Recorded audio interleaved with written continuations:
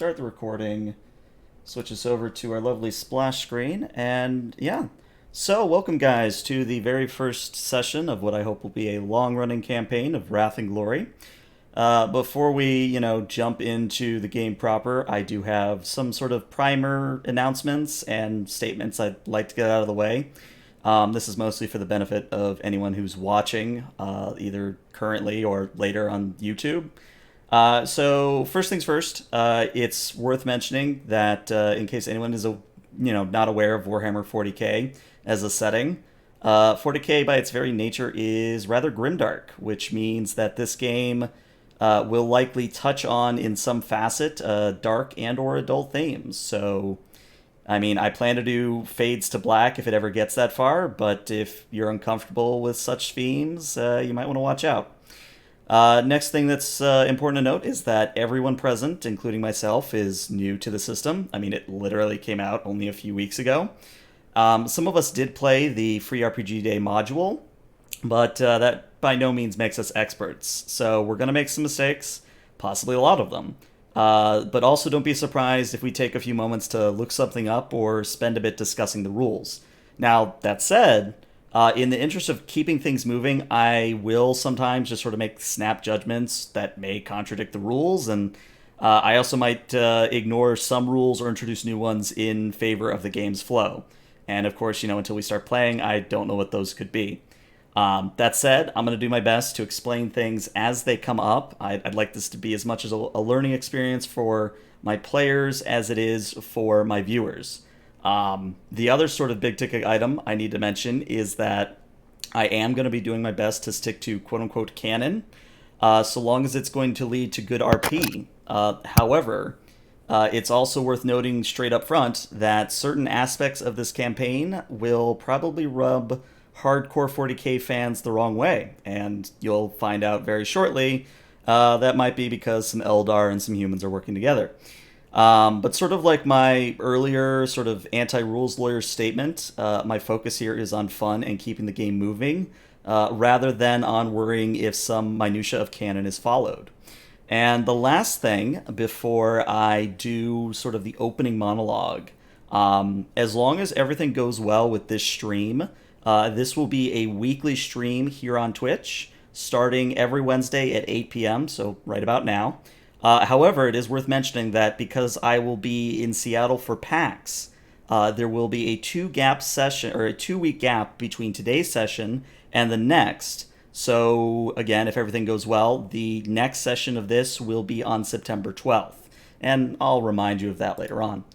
But with that said, unless anybody has any sort of last-minute statements or questions, I'm going to jump into the monologue. I'm good. Good. Alrighty, let's get the monologue going. So, as all 40k games and stories start, we always start with the very same thing. And that is, in the grimdark future of the 41st millennium, there is only war. This war takes place across the galaxy in the darkness of space, on a million worlds, and within the depths of every human soul. Mere survival is hailed as victory, yet there is no peace amongst the stars, except perhaps in oblivion. Approximately a century ago, a galaxy-spanning tear in reality known as the Great Rift opened. What caused its creation for sure is unknown, but popular theories include the destruction of Cadia, the awakening of Yanid, and possibly even the ruinous powers reacting to the rebirth of Rebuke Gulliman. Whatever the case, this warp storm cut off countless worlds of the Imperium from the holy light of the Astronomicon, making travel difficult and inviting the enemies of humanity to besiege these isolated planets. However, humanity is not the only species under attack in this region of space known as the Imperium Nihilus, or the Dark Imperium. Countless factions, including the enigmatic Eldar and the brutally cunning Orcs, are also fighting for their very survival. Where once there was open hostility, alliances of convenience now form. That is not to say that hostility has been forgotten between these factions, merely delayed or perhaps tempered. And that, my players, is where you come in. Each of you is part of a warband currently serving under a rogue trader named Harluck. Harluck is a mysterious individual, as is her ship, the Spear of Destiny. Eldar and human alike serve under Harluck, though it is said that the former, the Eldar, are simply playing the long game and will turn on Harlock one day when she least expects it. Whatever the case may be, Harlock herself only holds one truth or one principle holds one principle above all others, and that is to ensure that both the world of Valhalla and the worlds beyond remain free of the taint of chaos. And it is at this point that we are going to go one by one introducing our characters. And sort of to prime that, you all are currently on the Spear of Destiny as it is exiting warp on the edge of the Valhallan system. And I think we're just going to start at the bottom and work our way up. So, if you could introduce yourself as a player and then your character, and for your character, if you could give us a brief visual description if you've got one, and anything that you think would be noteworthy for either the players or for the stream. So, Biff, I believe you're up first. Hello, everyone. I am Messiah Side as the player. I play Biff. Biff is a ganger. He has a face claim that's similar to Ryan Gosling in Blade Runner, but wears a flat coat and, well, not flat coat, just a coat similar to that style.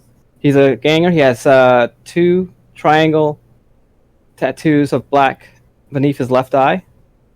He's a gruff and resourceful man that's out for his own best interest, but is also a keen team player because he has a gang mentality, strength in numbers. All right, very good. Oh, the one thing I forgot to mention, what bridge position or what system are you overseeing? I'll be overseeing the Vox communications and relaying any commands the captain gives me.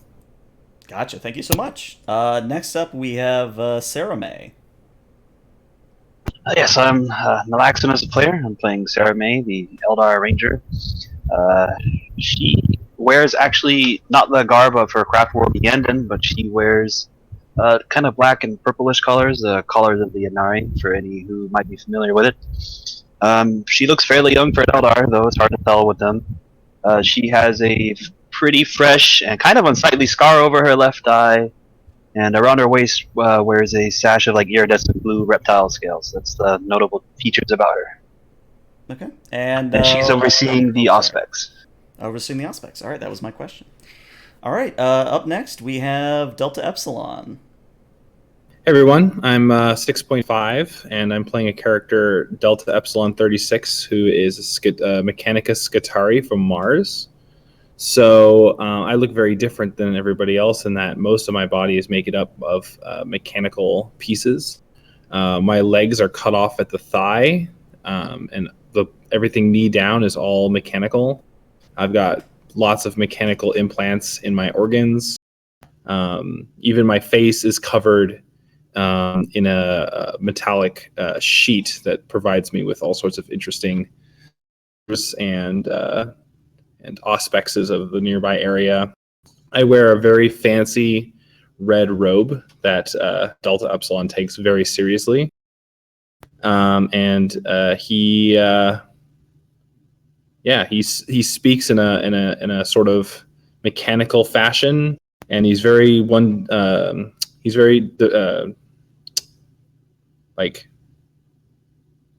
focused on one particular task at a time. He's been working for Harlock for quite a long time as her sort of chief engineer down in the engine block. I think that's it. Yeah, I think that's everything. All right, and then finally, for those who are here, we have Sister Abeka. Okay, my name is Lindworm, and my character is Sister Abeka Tolan, who is a Sister of Battle. She's middle-aged, she has black hair and a lot of battle scars. She wears the colors of the Even Chalice. She usually has a very large gun somewhere on her person. Usually smoking a low stick or a cigar if she can find them.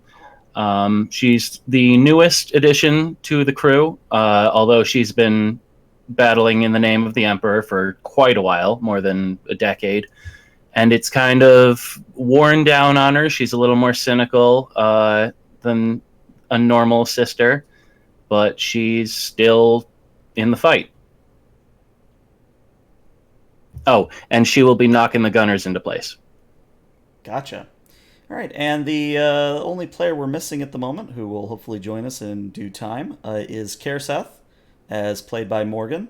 Kerr Seth is the Eldar Corsair of the group, but that's all I'm going to say, and hopefully when Morgan gets here, he can tell you about it.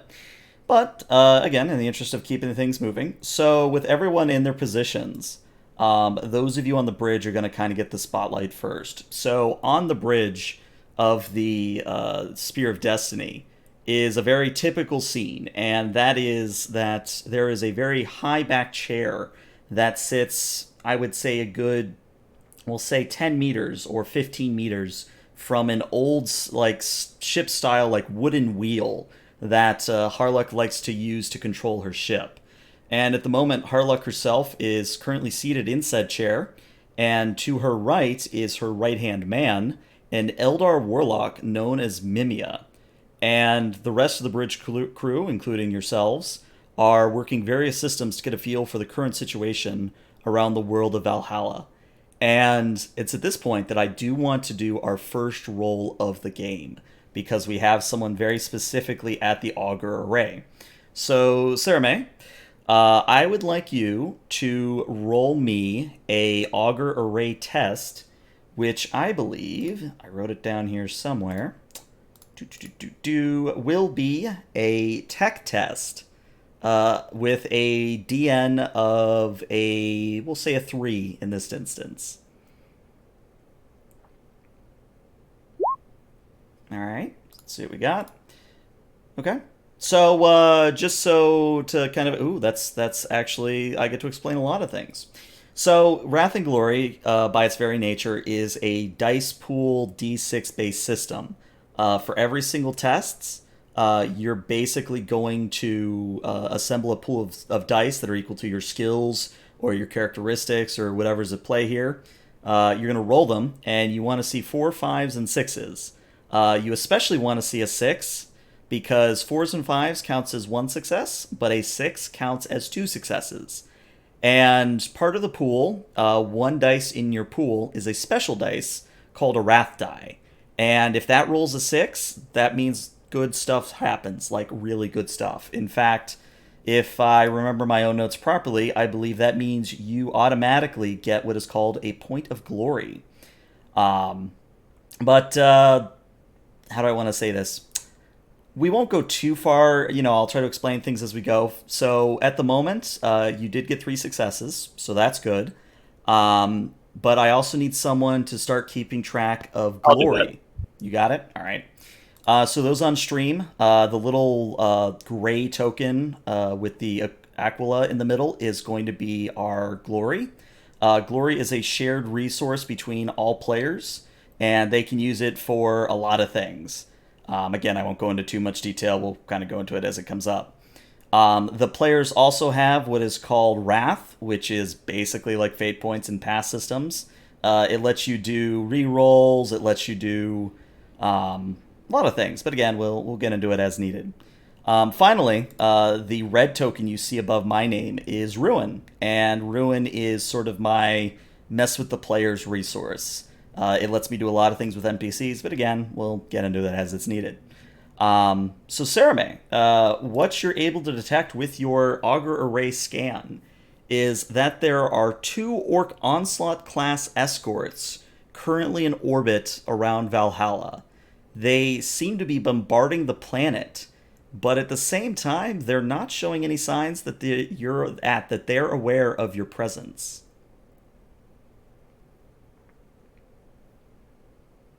She looks up from the Augur Array, and she looks around the bridge to the others.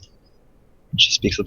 I believe we have company. Looks like the Valhallan's old friends are paying them some attention. They don't see us yet, though. So Harlock smiles and looks over at her right at Mimia and says, "Seems your hunch was correct, Witch. I don't care what Eldar sorcerer gave you that information, only that we've arrived just in time to prevent the planet from being raided. Sound the general alarm and prepare for combat." And as Harlock stands and begins walking towards the wheel, klaxons and warnings and flashing alarms go off across the entire ship as everyone prepares for combat. And as at this point, we're actually going to do something I don't think a lot of people are aware of, but we are actually going to start void ship combat in the system. So I will put us on this map, and I will explain what you're seeing, and I'll adjust it for the stream here in just a moment. So what you're seeing on the screen is basically an overhead map of the space area you're fighting in. Each square is approximately 2 kilometers, 2 kilometers. And I believe the players, yes, I did give the players a handout which details their ship stats. Now, there is a few rules for Starship Combat that it is worth me starting with. Every single start of a turn, unless you have like a special system, a void ship has to move forward at least half its cruising speed. And during the movement of the void ship, all player characters get an action. And as for NPC void ships, like the 2 onslaughts you're seeing, they get 3 actions per turn. It's also worth mentioning that you can only use each weapon, system, and option only once. So you can't spam, the dorsal cannon on the front, or you can't spam, say, hangar bays to throw out a bunch of fighter craft. That's once per turn, right? Yeah, it's once per turn. And the way initiative works in this system, just as kind of a blanket thing, it's usually the players, then the NPCs, then back to the players. Specifically for void ship combat, the initiative passes between the entire warband, so all of you are going to go, then the NPCs will go, and then all of you will go, and, we will proceed that way. So I won't put a tracker on there unless we really need it. The other thing that I have to mention is that a void ship that is reduced to 0 wounds is considered hulked and is useless except for salvage. So your magic number, and I'm just going to show you the bars on these ships so that you can keep track, both keep me honest and those at home can see what's going on. You should see a red bar above their tokens, and that is their number of wounds. Same goes for you guys. Your red bar is your wounds. And for the onslaughts, they have 6 wounds. And let's see. I think that's all I have to say until we actually start the turn. So, on the first start of the turn, the Spear of Destiny does move forward 4 kilometers for at least half its movement. So it's going to get to about here. And it is now the player's turn to do as they wish. So why don't we start at the top and work our way down? So what is Sister Abeka going to be doing? Well, if she can, she's going to fire at least one of those ships. Okay. I would personally rule that they are currently within your Prowl Lance Battery's arc. So you can indeed fire. Now, keep in mind, you do have some options here when it comes to firing. You can just do sort of a base fire, and that's a ballistic skill against their defense, which is a 3. And if you want to, say, hit multiple ships, like if you want to try and hit both of them, you can do basically what is called a multi-attack. And for multi-attack, your DN, or your difficulty number, which is basically your target number, it's +2 for every additional target beyond the first. But you have to roll this all at once. So basically, if you want to hit 2 ships, the difficulty here would be a 5, but if you're only aiming for 1, it would be only a 3. Okay. I would like to try to attack the closer one with my ballistic skill. Alrighty, go ahead and let's see how that shows up. Remember, your magic number here is a 3 that you want to see a number of. All right. My character, Ebeka, is finally glad to be able to see what this ship can do in combat. It hasn't seen any yet, so she's going to order the crews to fire. And wow, you guys are on fire tonight. It won't last. So this is actually very important here, because I'm looking at the number of icons you've rolled. You've rolled 2 exalted icons, which is huge. So this is a very good time to speak about this. So you have a grand total of 7 successes.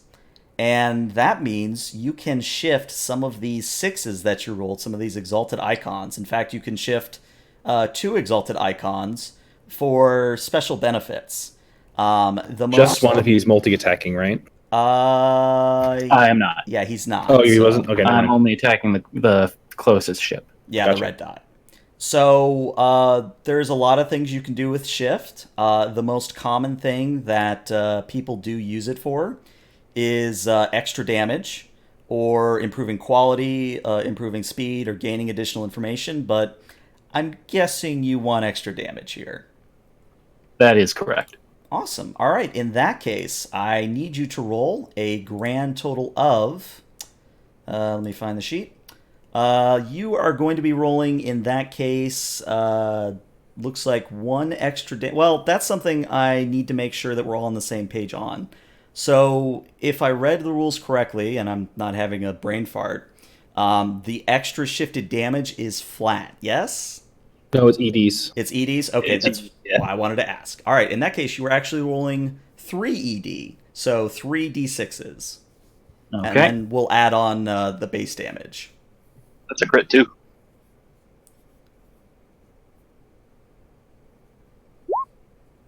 Hey, look at that. So that is a total of 3 successes. The base damage is a 5. So you would be doing 8 damage against their resilience, which is... Where did I put it? All right, so the resilience was a 6 to start off with. So you're already 3 above it, assuming I can math today. But because the Prowl Lance has basically piercing 3... your 8 reduced by 6, so it was 2, becomes a grand total of 5. So, amazingly, you have already hulked one of the onslaughts. And I'm gonna offer this as a kind of an open floor. If you would like to embellish how you destroy an enemy, I'm gonna let you do it. Otherwise, I can do it narratively. So, Sister Rebecca, why don't you tell us how well your shot has landed here? Okay, well, due to my character's just amazing leadership qualities and coordinating efforts, they're able to line up the Prowl Lance and fire just a massive beam of... Lances are lasers, right? Yeah. A massive beam of light that just hits it right on the nose, right at... I don't know, let's say a weak point in the armor. If the orc ship has a giant face on it, let's say maybe in the eye socket, and just bores completely through it in a straight line right down the spine of the ship. Nice. And Sister Rebecca steps back a little and goes, "Damn, that is a gun." And Harlock at the wheel just kind of turns and says, "Excellent work there, sister." Thanks, I'm enjoying myself. All right, up next we have Delta Epsilon. So down in engineering, what are you up to out of curiosity? Yeah, so the combat sirens started heading off, and I get out of this I'm connected to the entire ship basically in this one command chair. Mm-hmm. And I get out of the command chair and I move over to the void shield generator, and I've got 8 servitors with me. Mm-hmm. And then we all hold hands in a circle around the void shield generator, and we all start praying a hymn to the Omnissiah, and sacred unduents are sprayed from little jets onto the device, and we're gonna try and harden the shields. So I need to attempt a tech test, difficulty number 7. That is correct. So probably, one of the more difficult tasks that we have in Void Ship Combat, but, still possible. Wow. Yeah, you guys are legitimately rolling 6s on that wrath die consistently. All those crits.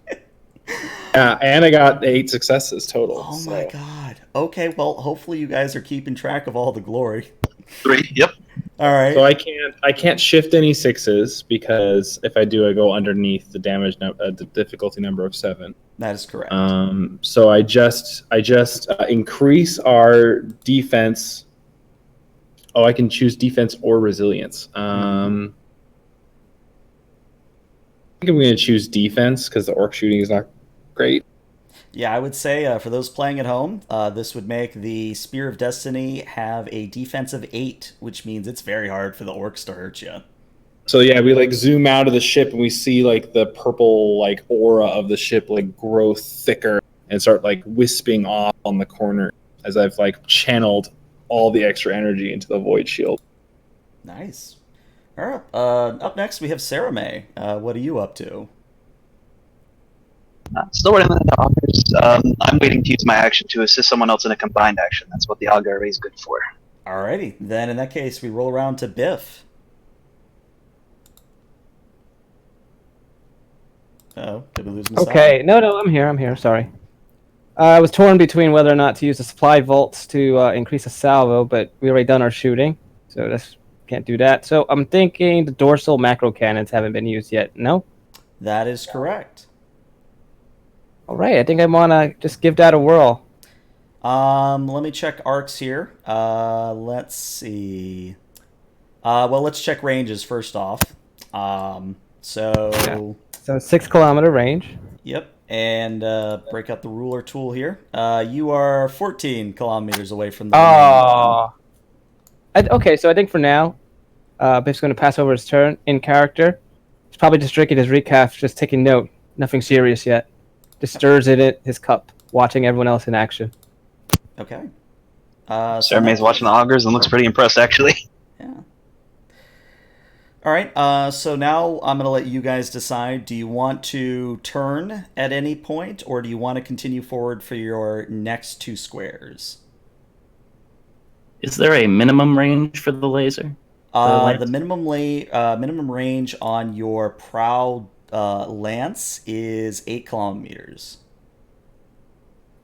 There's no minimum range. Oh yeah, no minimum. Sorry, that is the maximum. Okay. Yeah, we don't have like a broadside or anything, so we don't really have to turn, I guess. Yeah, you are designed for head-on battle. I think we should stick to that. Yeah, we should go to ram. It's the best option for Imperial ships. Right. I don't think we should ram orcs. No. I mean, you never know.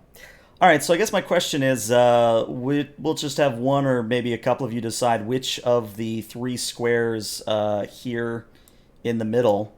Well, it would help if I was on the right tool. Which of, we'll say, these 3 here. Which of those 3 do you want to go to? That one, yeah. Yeah, the middle one right there. Yeah. That looks good. Alrighty. So the Spear of Destiny moves on up, and it is now the Orcs' turn. So, Orcs are going to move forward, a grand total of 4 here. And they are going to train their Prow custom guns on you to see if they can get a single hit on you. So let's see. I made their default that. Alright. Let's see. Let's give them that many. I don't think they're going to hit you, but you never know. Wow. Even I got a 6, so if I didn't have max ruin, I would have gotten a ruin there. But no, so you guys have a defense of 8. They got 6 successes, so while it was a very good shot, unfortunately, they don't do anything. So the Onslaught is going to finish its movement by going to here. Alright, and we come back around to the players. You guys automatically move 2 squares forward, so which of the 3 do you want? I'm thinking like the lower square. So this one here. Yeah, because then we'll do a turn and then like... Yeah, we can bank like 90 degrees, right? Yep. We're gonna Tokyo drift. Yeah, let's get our pilot to drift that. Alright. Get the techno going. Well, if Morgan was here, I'd let him do the roll, but unfortunately he's not. So we'll just say you guys have banked 90 degrees, and it is now your turns again. So This time, let's start at the bottom and work our way up. So, Biff, what are you doing? Question for a Becca. Yes. What if I try to use the supply vaults to give us some salvo? You fill up for a salvo round? One more time? I can use the supply vaults with a leadership test to increase a salvo attack. You want to try doing the lance with a salvo? Can I? I thought it was like a. Oh, it is a 2 hit It is thing. a 2. Okay, yeah. All right, Then so yeah, I will do that. we're gonna work together on this one. Biff is gonna start ordering some of the supplies. Get ready for overcharging the prow lance battery. Okay. So let me get a roll out. Now it didn't say DN specifically for this roll. DM. For Supply Vault? Yeah. Difficulty 3 leadership test. Oh, okay. Thank you. I did not see that. Hey, no Hey, more what do you know? sixes. Hey, but you did get the 3 you needed. So yes, the next weapon is able to make a salvo attack. All right. So in preparation for Rebecca's next attack, Biff starts ordering the supplies needed to overcharge the laser batteries. All right. And that's my turn. Cool. All right. We can go to Sister Rebecca next if you want, but would anyone like to move before Rebecca? I would just like to make my action a combined action with hers with the auger array. Sure. Tell me what you're doing. So Sarah May is going to watch all this and feed some of the augury data to her. I guess she has like a screen or something she's watching. She's going to feed it to that screen so she has an easier shot on that one chip. Okay. I would say that would be a tech test. We'll make the difficulty. We'll make it a 3. Why not? Keep things easy.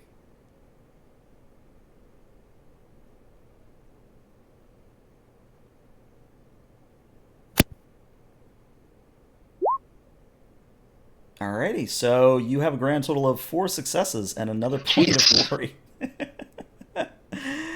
Oh dear. Alright. This is just like the pregame. It is. It really is. Alright, so I'm going to rule with the successful auger array of the ship. I'm going to give you... I'll give you a choice. You can either have an extra damage dice. You can do 1 extra piercing. Or penetrating, I guess, as it is in the system. Or you can simply... how do I want to say this? I'll let you possibly re-roll 1 failure. How about that? Ooh, I'm thinking extra damage. What do you guys think? Sounds good to me. There's no such thing as overkill.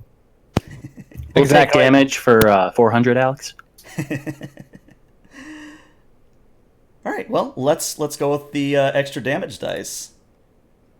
All right, so Rebecca, it's your time to shine. All right, I look at the crew after the orcs launched their macro cannons, and I go, well, that was cute, but let's see how it's really done. And I order them to fire. Okay, so another ballistic skill. Magic number that you need to beat is a 3. Damn. All right, so this is actually a good time to talk about Wrath again. So Wrath can be spent to re-roll, is that Glory? I get them confused sometimes. It's wrapped. It's like fate. Yeah. He got 3 icons, by the way. Did he? Yeah, because there's a 6 in there. So actually, never mind. We don't need to talk about spending Wrath. Yeah, I Oh, wonder why it's doing that. In any event, Yeah, yes. you should be using the other roller if you can. Yeah. I'm not quite sure how. I mean, I guess I'm curious. You're pushing the ballistics button on the sheet, yeah? I am. He just has to unclick the inline rolling on your sheet. When the sheet updated, it put everyone on inline rolling. Top left Okay. corner. Oh, okay. I'll take that off now. Yeah, thank you. Yeah, that probably affected my NPCs too. Let me fix that. Okay, yep. Thank you for that. Yeah. Yes, thank you so much. I'm glad we have someone here who knows what was going on with it. All right, there we go. All my NPCs are fixed now. So in that case, yes, Becca, if you would now roll me your lovely damage here. Again, that is going to be 5 plus 2 extra damage dice, so just 2d6s. For the Prowl Lance Sorry, how battery? many? Yeah, for the Prowl Lance battery. It's should 1 be- ED. You got a bonus dice from the auger. Yeah. Oh, nice. So sorry, how many? Just 2. Just 2d6s. Okay. And we don't get penetrating for this shot either, because we didn't shift anything. All right. Nice, 2 extra damage. Yeah, that's 2 extra damage. So I believe what that means, if I have my wounds correctly. Yes. So, you haven't chunked the ship. I mean, it's still hanging on by a thread, so I'll kind of narrative do it this time. So, you fire the prow again, and it sort of bifurcates the onslaught ship, but thanks to either orc engineering, whatever the hell that means, or is simply, the will of some cosmic force that wants to drag this out for one extra turn just to be sure, the orc ship is still standing. I call for ramming speed. Ooh. If you call for ramming speed, we can certainly do that. All right, let me find the rules on ramming where I wrote it down real fast. All right, so ramming speed this is going to be a pilot test against the ship's defense. Now, we can do this one of 2 ways. We can either have Harlock herself roll, or you guys can do the pilot test. It's up to you. Well, I don't have any skill in piloting. I think it would be very thematic if we let her do it this one time. All right, Captain Harlock, see what you got going on here. Hold on. There we go. And she is rolling pilot right here. Anytime. All right. Yeah, she got 6 successes, which means she can... Let's see, did she get a... Yeah, she got 2, so she can shift 1 Exalted for some extra damage. So narratively, what happens in very typical Harlock fashion, even, old manga, old anime, Harlock basically presses the equivalent of the big red button, and the Spear of Destiny rockets forward, and it slams into the onslaught ship, and the hole which you had put in it from your prow lance is just enough that as the Spear of Destiny hits, it just causes the onslaught to disintegrate into thousands of pieces, as it is not hulked, but I'm going to say vaporized from the force of the attack. And we do have to do one thing. A ramming ship does suffer a void ship critical effect. However, the Spear of Destiny is a little bit special. And that is one person, just one of you. I need you to roll me a d6. And if it's a 6, you don't take any damage. But if you don't roll a 6, the ship will be taking 1 wound. I can roll for that. All right, let's see what happens.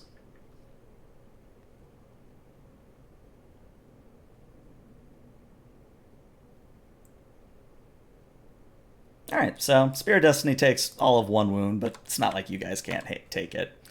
So yeah, the Spear of Destiny sort of comes to a stop just out of range of the debris field, and your guys are out of combat. So I'll put us on this map as you guys do a little bit of RP here. Yeah. Sarah May stands up after the combat and looks a little flustered, rubbing at the scar over her eye. Heaves a sigh. It's pretty standard Imperial fare to ram things. Oh, I spilled my recaf. I would say... sorry, go ahead. I look at Sarah May and I go, "It gets the job done, Eldar." You're risking your ship and your crew when you do such things. Well, that's kind of the point. There's like a beep from the inner ship Vox coming from the engine bay. See, he agrees with me. Is life not precious to you? someone going to pick it up? Yep. So Biff's gonna dejectedly look at his recap before finally igniting the Vox communique from the beeping noise. Just to stop it. Yeah. Beep. You're on. You're online. Captain Harlock, did we perhaps hit something? Do I need to route up repair crews? At your own convenience, Delta Epsilon. I think you'll find that there's plenty of raw material out there that we can salvage from what used to be orcs. Excellent. I will pull up the servitor fleet. I doubt Click you'll be on. getting any good salvage out of that. Or technology tends to be made out of spit and prayer. Rusted iron.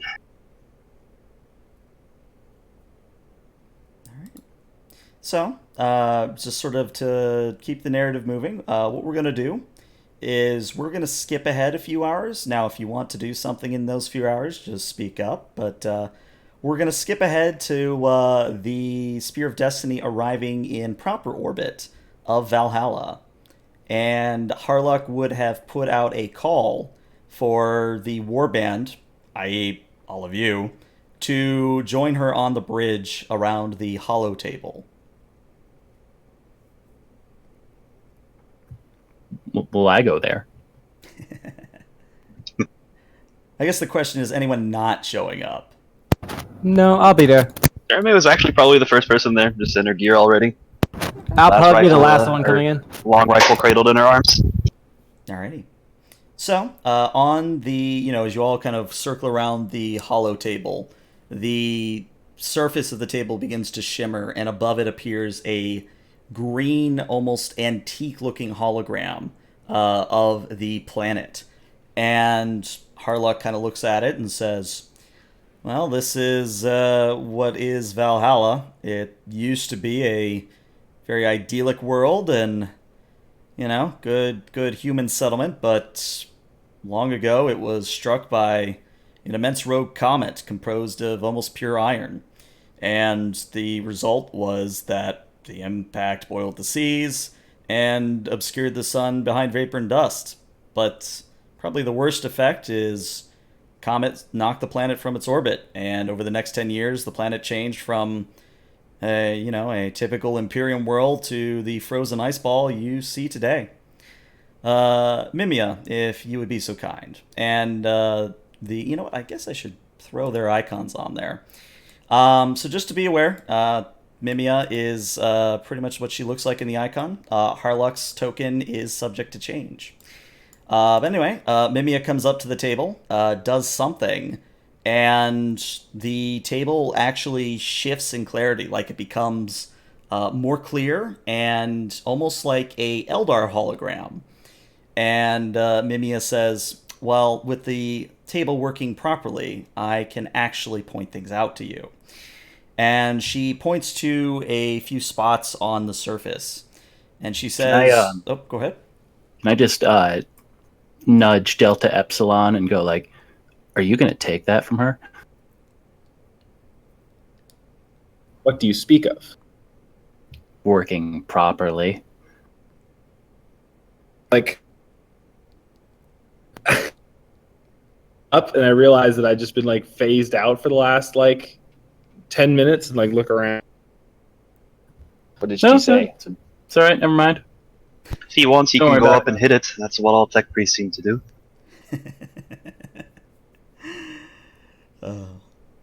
So Mimia just kind of looks at all of you, narrows her eyes, and says, right. As I was saying, as you can see here, what life remains on Valhalla is contained within these vast underground caverns and depths of ravines. If you're not in any of these spaces, the time to deadly exposure, even for Eldar, but especially for Monkai, the time to deadly exposure is approximately 5 minutes on the surface if you have no protection.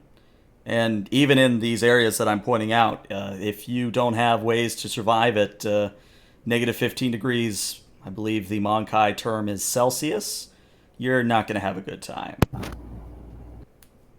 Biff's gonna clear his throat. Remind me again why we're here?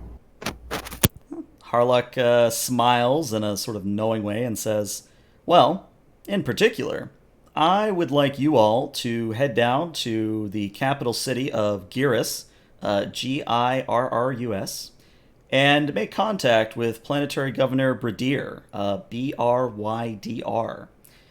Should Bridir no longer live, then whoever is in charge of the planet will do. And once you've established contact, I'd like you to render whatever assistance that you are able to in exchange for supplies and men to be sent up post-haste to the Spear of Destiny. Another recruitment run. So he might be dead. When was the last time you were here? 40 years ago, I believe. All right.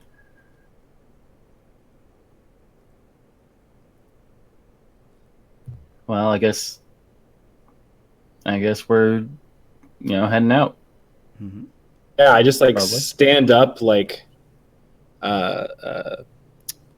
extremely suddenly and just start walking out of the room. All right. As you may have noticed during void ship combat and just sort of what just happened, the Spear of Destiny is a myriad of both Imperium, Eldar, and other Xenos technology. So that does mean you have some unconventional landers if you so wished. But I guess my question is, are you guys going to go down in like a Valkyrie? Are you going to go down in an Eldar lander? What ship are you going down in, I guess is the question. I don't think we want for to. sure. Yeah, Harvest lighter for sure. We don't want to rustle feathers. We should probably go down an Imperial ship. Yeah, Orvis Lighter vote. Okay. I guess I should try to get my hands on a rebreather or something, I suppose, just to cover the facial features a little bit. Yep, that was going to be my next question. Is anyone grabbing something from the ship before you head down to the planet? Things like extra fur coats, rebreathers, things of that nature. I'm assuming my power armor has some kind of temperature control in it. It does, sealed. so long as it's sealed, which means your helmet has to be on. That's fine by me. I want extra cold weather gear and a rebreather if that's permitted. Sure, I'll let it happen without an influence roll because you guys are crew of the ship. It's not a big deal. I look at Sarah May and go, I have an extra long scarf if you need it. Thank you, but I have my own. She pats the. It looks like iridescent blue reptile scales. It's a sash around her waist. She just throws it around her neck. Make sure to cover the ears. I'm well ahead of you. All right. So, unless someone really wants to pilot it, we're just going to skip ahead a little bit. So, you all pile into the lander. One of the crew's pilots, originally this was going to be Kerr Seth, but since he's not here, one of the crew's best pilots hops on board and takes you on down. And Before we go, yes. I would like to set up a plan to repair the damage that was done to the ship. Okay. Because that takes a week to do. Something like that. Yeah. So I'd like to start that process along. I guess have the servitors do the things while I'm down on the planet. All right. It's a super easy tech test. It's like difficulty number 2. Something like that. It's ridiculously easy, and if you want to roll for it, you can, but I'm content to say it happens. Okay, so I'm just going to have that sort of damage start to get repaired. Okay. All right. So, the shuttle or the spacecraft you're in as it flies down to the surface, there's a little bit of jostling as you hit Atmo and you pierce through the sort of flames of re-entry. But after probably about couple minutes of this, you are now soaring over the surface of Valhalla. And as you're flying, the comms array begins beeping. Click it on. Yeah, I'm just going to click it on. All right. So, you are being, or how do I want to say this? On the other end of the Vox appears to be, or well, not appears to be, sounds like a gruff sort of individual who has just woken up, not had his recaf, kind of very tired, very weary, and he says, Shuttlecraft, this is Valhalla Control. Please state your IFF and your intent. This is the SOD-12 requesting docking at the capital city of Gyrus. Understood. Are you from the ship currently in orbit? Affirmative. Well, thank you for handling those orcs. Please proceed to the following coordinates. We will have a party waiting for you upon your arrival. And sure enough, he transmits a bit of coordinates for you guys to follow. Oh, fun. Biff is going to say aloud, clasping his rebreather shut. Yep. As we fly down, Sarah May puts her rebreather on and makes sure her scarf is tight, pulls her hood up over her head to obscure most of her features. Alrighty. I'm assuming we're gonna, land in a place that's habitable, so I'll leave my helmet off for now. Okay.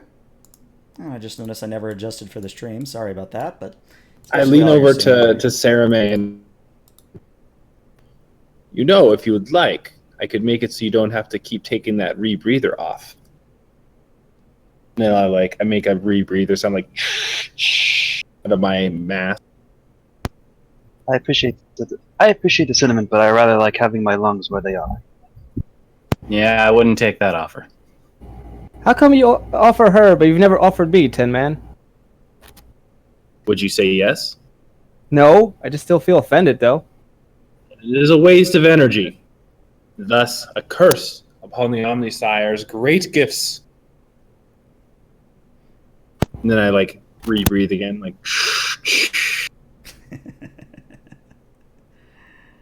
I'll keep my limbs where I can handle them. Until I can't. And then I shall handle them. Once I lose an arm, I'll get a new arm, but not before. Very well. All right. So, your pilot's going to follow the coordinates that were given to him. And you guys begin to approach a very deep ravine. And again, following the coordinates, the pilot knows just when to dive past the great cliff walls of ice and head down into the darkness. And you keep going, 5-10 minutes, and you're starting to wonder, hey, are we literally at the bottomless abyss? And just in the distance, out of the forward view screen or window, whatever you want to call it, you do see the beginnings of light, and you get closer and closer, and the light expands to a what appears to be a main spaceport for the entire planet. And to give you an idea what that kind of looks like is it has probably 10 to 20 landing pads. It has all sorts of void ship facilities, and by that I mean it is able to repair landing craft and fighter craft. It is prepared to store large amounts of materials for trips up to any void ships. So you're seeing a lot of warehouses, you're seeing a lot of containment facilities, you're seeing cranes, you're seeing pretty much what you would expect from a shipyard of today, just spruced up for, space travel. And you are directed to pad number 5.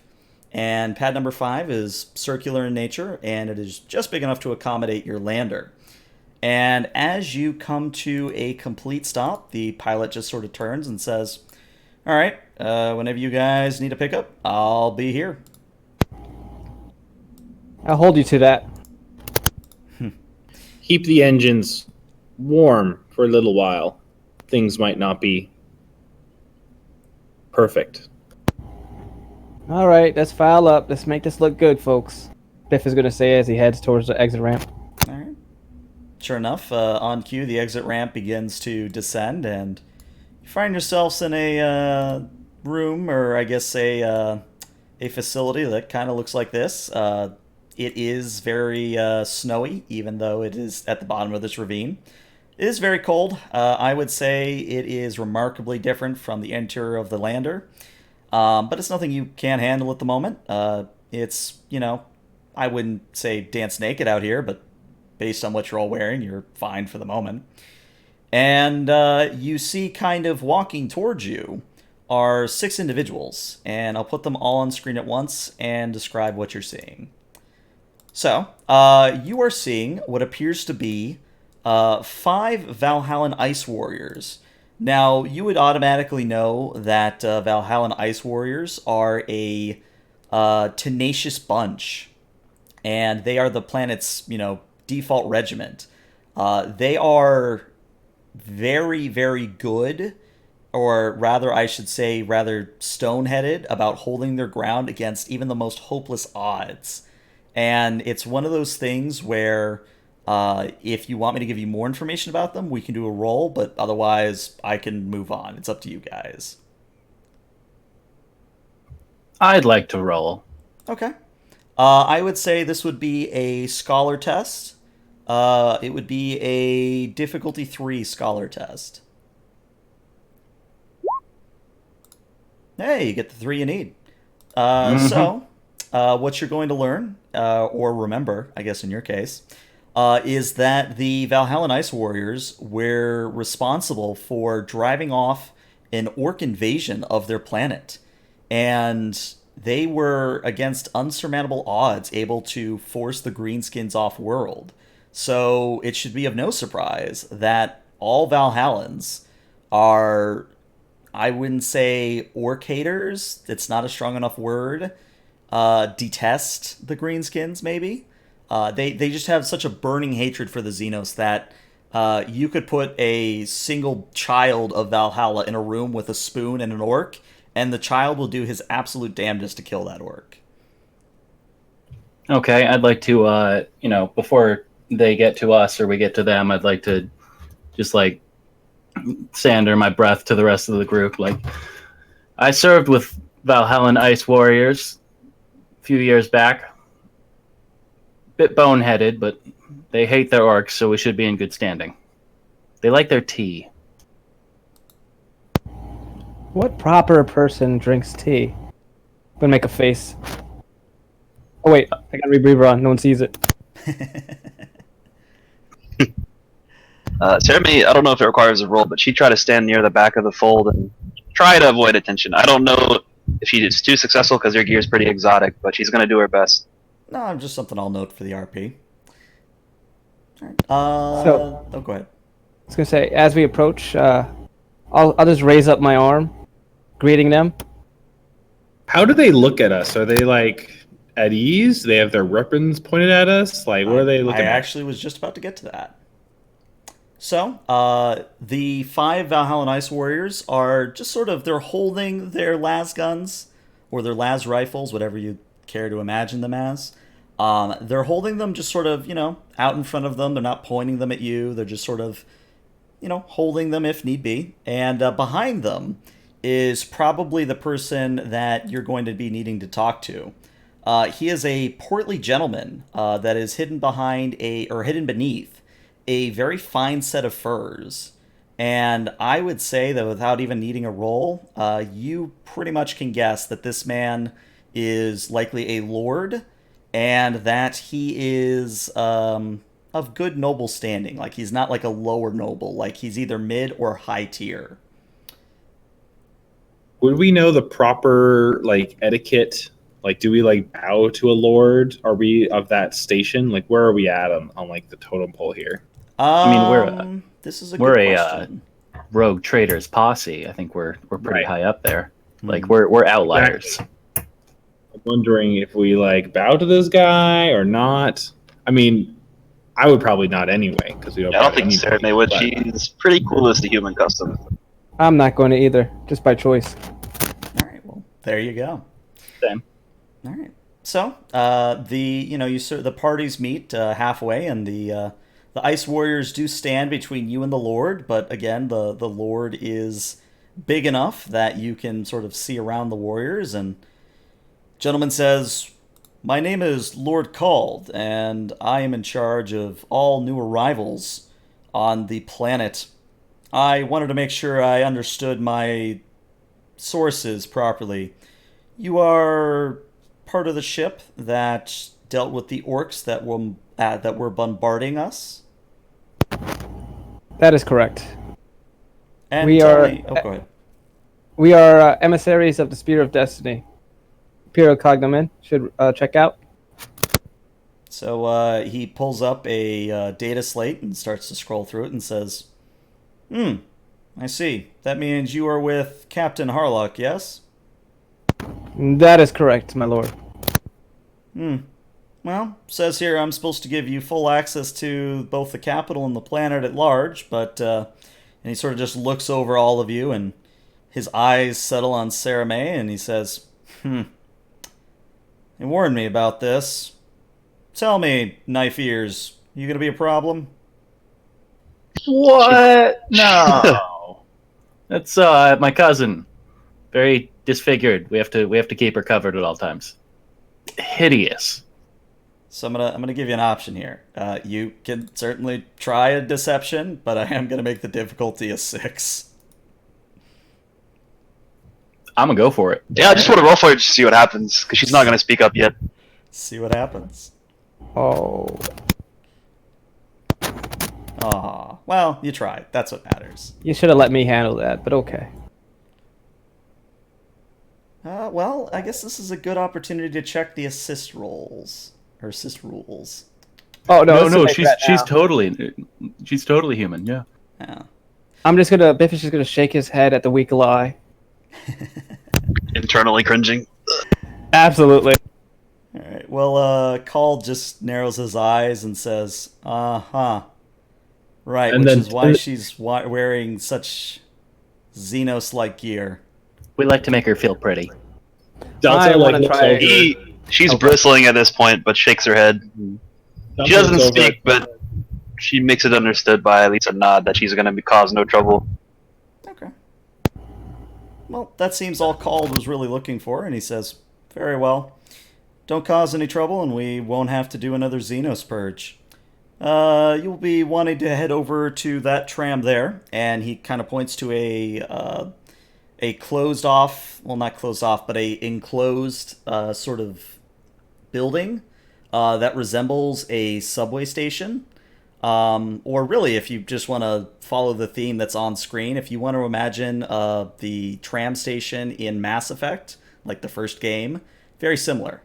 You would walk in and catch a tram, and sure enough, you don't even have to wait. There's already a tram there. There's probably about 10 to 15 individuals on it of varying rank and status.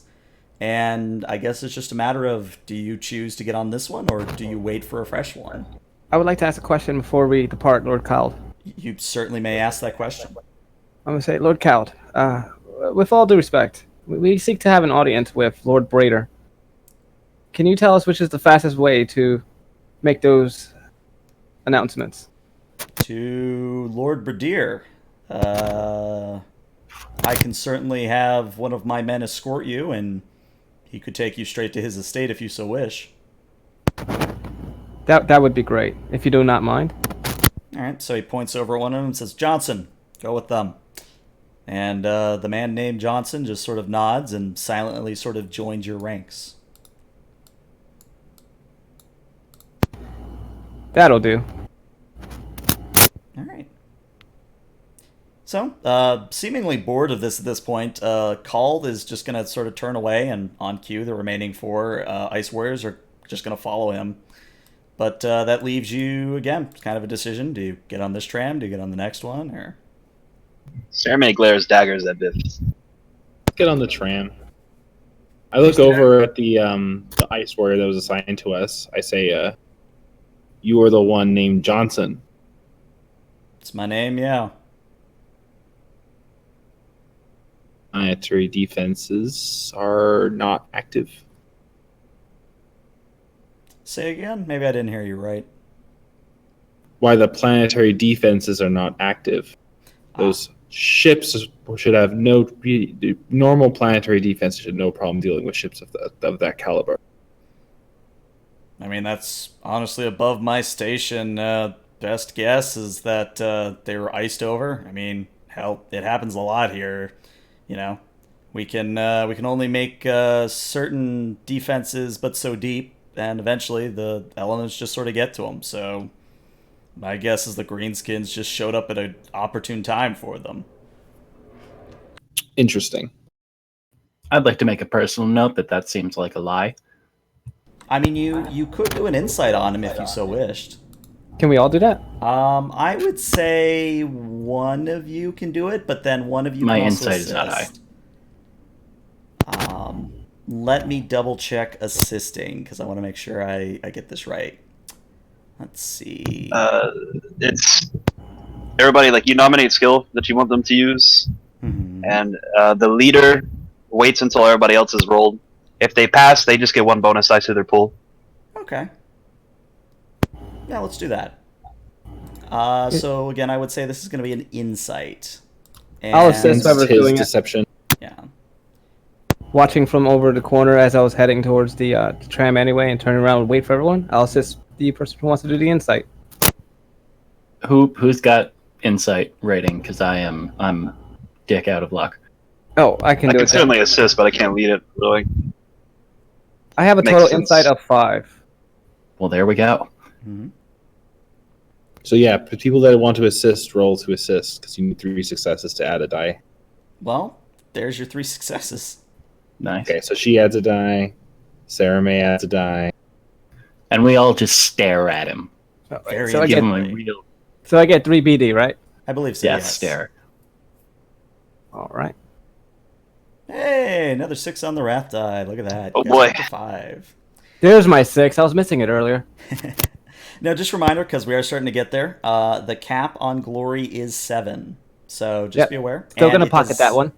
Yeah, it does not carry over between sessions, last I checked. Nope, it resets every session to 0. Yep. All right. So, Actually, Oh. can I shift? You said it was a DN7, right? DN3, actually. Oh, okay. Cool. So I'm gonna shift 1 into glory and then 2 into quality of the result. Okay. Let's see. So base success gets you the fact that he seems to be on the level.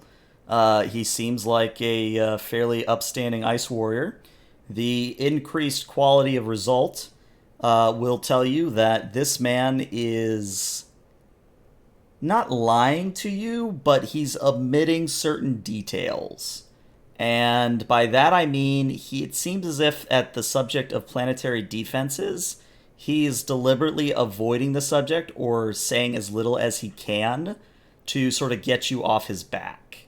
And the other information I'll give you is that judging by the man's posture, the way he's carrying himself, he does seem, I would say, apprehensive of you guys. But I would say any party that shows up with an Eldar or, shows up from a ship that has saved them from bombardment is naturally going to be, wary around you. And then stops and stares at him for a good 10 seconds without saying anything. Yeah, that's kind of odd too, but All right. So out loud, I'm just gonna unclasp his rebreather. It says, "Don't worry. You just have long ears. They're not the same thing. We'll be all right. Come on, guys. It's fine." And I'll wave everyone to get on the tram before it goes off. All right. So, Yeah, Sarah May follows, no problem. Same. all right. So you all pile aboard the tram, and tram doors close, and it begins moving. And I would say that if you wanted to, well, how do I want to say this? I have it in my notes here somewhere. Yes. So this is going to be a 15-minute trip. And I guess my question is, are you guys going to spend it in silence, or are you going to talk to one another? Oh heck no! I'm talking. Yeah, Okay. definitely. Mm-hmm. Pretty much as soon as they get on the tram, Sarah May is going to look at Biff. For a species that prides himself on everything, you sure have no idea how to lie. Some of us lie good. Some of us lie horrible. You got to tell. You're not the only type that are a little iffy. The lifespan of mayflies, you don't have enough time to practice such things. The trick is, we really don't know what we're talking about to begin with. He smiles. That just gets her to narrow her eyes, but she does seem amused. I'd like to talk to the soldier, Okay. and I'm gonna be like, so you look like a pretty standard soldier, which means you probably know where the good underground spot. You know, gambling, bars, stuff like that. Why on. don't you roll me a cunning? This feels like a cunning. And we'll make the difficulty a 4. Okay. So close. So close. So, he just kind of looks at you and says, Sister, unfortunately, I am not one that partakes in the gambling or the liquor. I'm a very straight shooter. My wife would kill me if I was into that sort of thing. I go, good. That was a test of your faith, and you passed. He sort of stares at you questioningly and says, Praise be to the Emperor? Praise his name.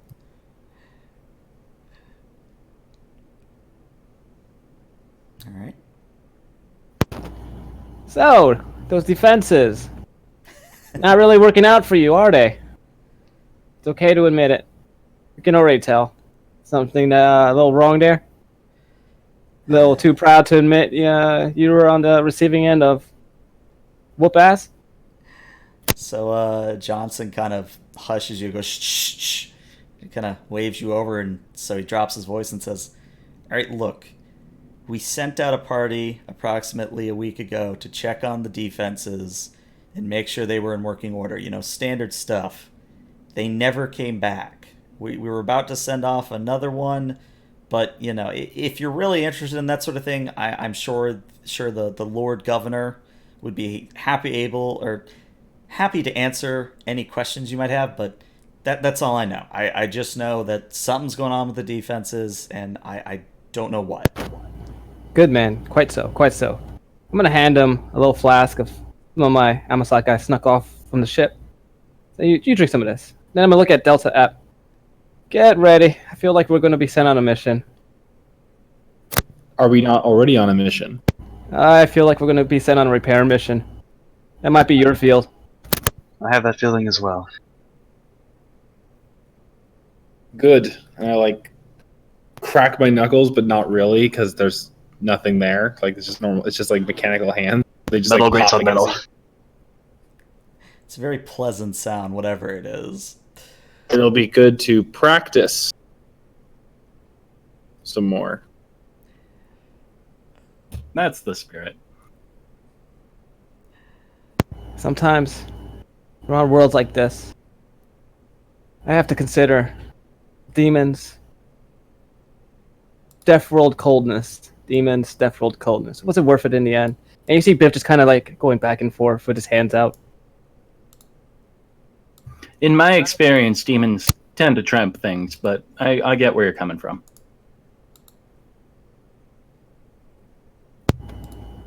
All right. What do you know about demons? Oh, go ahead. Demons are normally like a hidden thing. With the Dark Imperium and all the sudden attacks, it became kind of fairly, at least for most of us, escaping all the horribleness like I did. Okay, so you came from a planet that was overwhelmed or whatever. Yeah, so Okay, Yeah, and Saramy's from Yend, and she has her fair share of chaos assaults and all that crap. gotcha. I go, In I fact- could tell you stories, Skitari. I have faced the great enemy in my time. I'm more lamenting the fact, just from an out-of-character point of view, I chose to escape, but now I find myself in the cold, which may be worse in my personal opinion. The sting on my ear certainly says the cold is worse. You can always wear a coat to avoid the cold. I'm wearing two, sir. I'll be trying to get my hands on a flamer at some point. So, That might help. Johnson actually does chuckle at that and says, "Yeah, that helped you for about the 30 seconds as you're burning alive." Let me impart some wisdom. For an hour, but set fire to him, and he's warm for the rest of his life. Johnson doesn't get it, and he kind of narrows his eyes and says, "Wait, if you're burning him alive, oh, that's very funny, sister." Heh. Yeah, don't hurt yourself, Johnson. And mostly to save Johnson at this point, it is at about this time that you sort of the tram rounds a bend, and I will put you on this map as the capital city comes into view. And let me adjust it for the stream. There we go. So yeah, you're seeing a underground city that has all sorts of types of buildings, ranging from what could be factories to warehouses, to standard imperial housing, to even a few opulent mansions that seem to be quite literally carved of ice. And the tram just continues on for about another 2-3 minutes, and then it comes to a station. And, the other people in the tram very hastily run outside as if to get away from strange people. And, there were other people. Oh, go ahead. I didn't realize there were other people. That could have been an awkward conversation. Oh yeah. There were 15 other people on that tram with you. They were just sort of like, But in any event, once you all are free from the tram, Johnson sort of points up the road, and you see that this thoroughfare is actually very similar to, say, the main street in New York City, the ones that runs right by or right through Times Square. It's a very busy boulevard, and he says, Governor's Mansion is this way if you'll follow me. I say we follow him. Absolutely. Everybody follows. Seems probably kind of lost. I imagine this is a ton of people compared to the literal ghost world of the Andon. Yeah, it's a little bit overwhelming for you. Come on, Sarame. Don't drag behind. It's nothing interesting. Just people. Just horrible, horrible people. Smelly. All right. So, of course, feel free to interrupt as you go, but as you walk, you come to realize, just sort of in the, looking around, general feel for the area, you're able to tell that the buildings all seem to be made out of the same metallic blue and gray.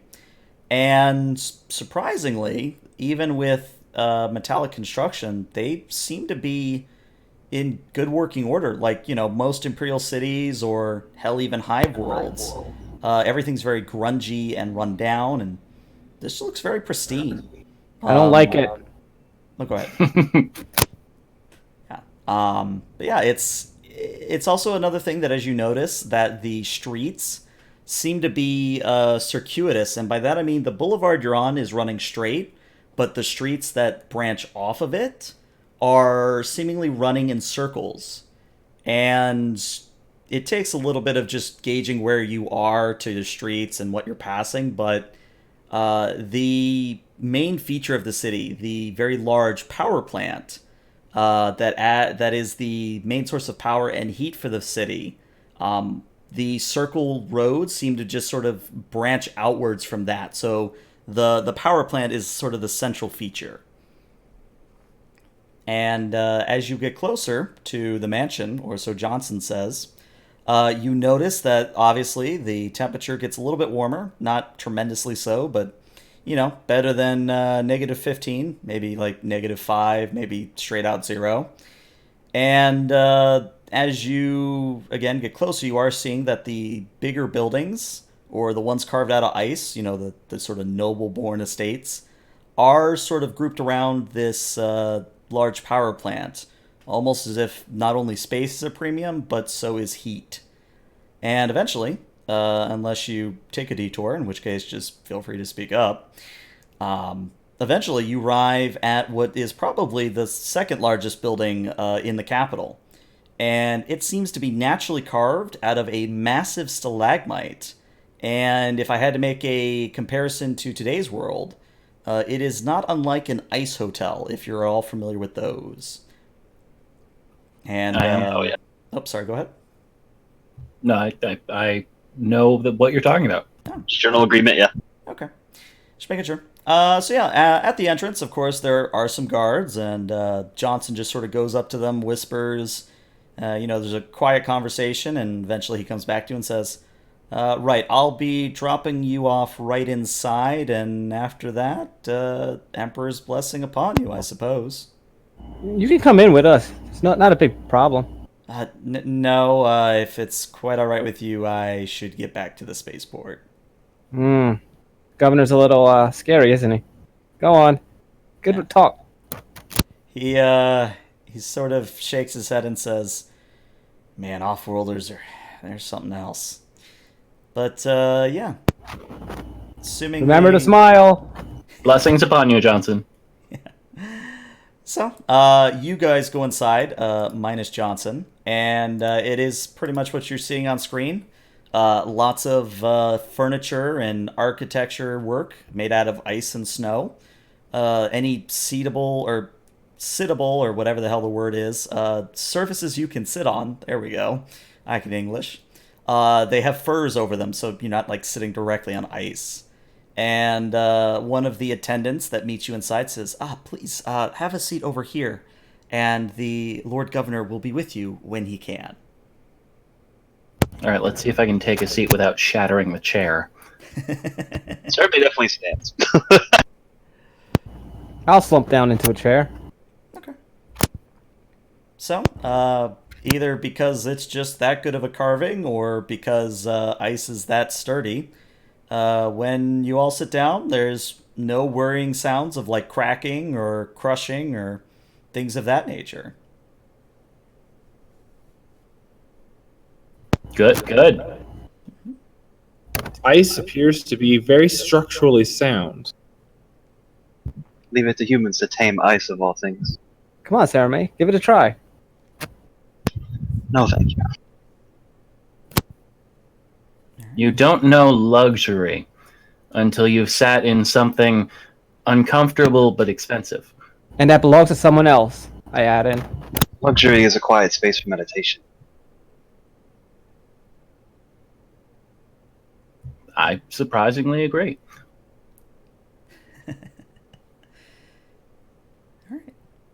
So, as you wait, you do see attendants going this way and that. Pretty much picture any nobleborn's house in the Imperium, just made out of ice. So, attendants going this way and that. There's some actual nobles that are coming and going. None that you would recognize. None of them as, I would say, they don't stick out as much as Call did. But, based on their dress and their way they're carrying themselves, they are of noble birth. But eventually, one of the attendants comes up to you all and says, "If you will follow me to the sitting room, the Lord Governor will see you now." I kind of gingerly pull myself out of the chair and, take pains to make sure I don't, hit it or anything. I still don't trust it. Understandable. All right. Let's go. Sister, take lead on this one. Will do. Forward! All right, so you follow the attendant, and she takes you into a sitting room that is actually more in line with, I would say, a European style. And by that I mean the furniture is actually made out of wood, which, if you wanted to guess or could surmise on yourself... Oh, hold on, one jet. I hate jets like that sneak up on me. As I was saying, it is made out of actual wood, which is probably a huge status symbol here on Valhalla. So there's a wooden desk. There are sort of couches and chairs, again, not made out of ice, made out of things like leather and wood. And waiting for you, standing with his back to you all, just sort of looking at one of the bookcases, is a very imposing individual, even from the back. He is currently wearing a set of light power armor without a helmet, and it is dark gray in color with silver trimmings and the aquila on either shoulder. From what you can tell, his salt and pepper hair is swept back, and from what you can see of his beard, it's of the same coloration and is also neatly trimmed. And as you come in, and the attendant says, Lord Governor, the party from the Spear of Destiny is here to see you. And without turning around, Bradier says, very good, you may leave. Attendant scurries off, and Bradier... hold on. And Bradier does turn around, and I can finally put his token on the screen. And he says, I am Lord Governor Bradier. It is a pleasure to see you. Come, please, sit down, and let us talk. And I think what we're going to do is we're going to take our mid-session break here. So Okay. if you guys could be back no later than 9:30 or 5 minutes from now. Okay, be Sounds right good. back. Alrighty, you're back. All right. Cool.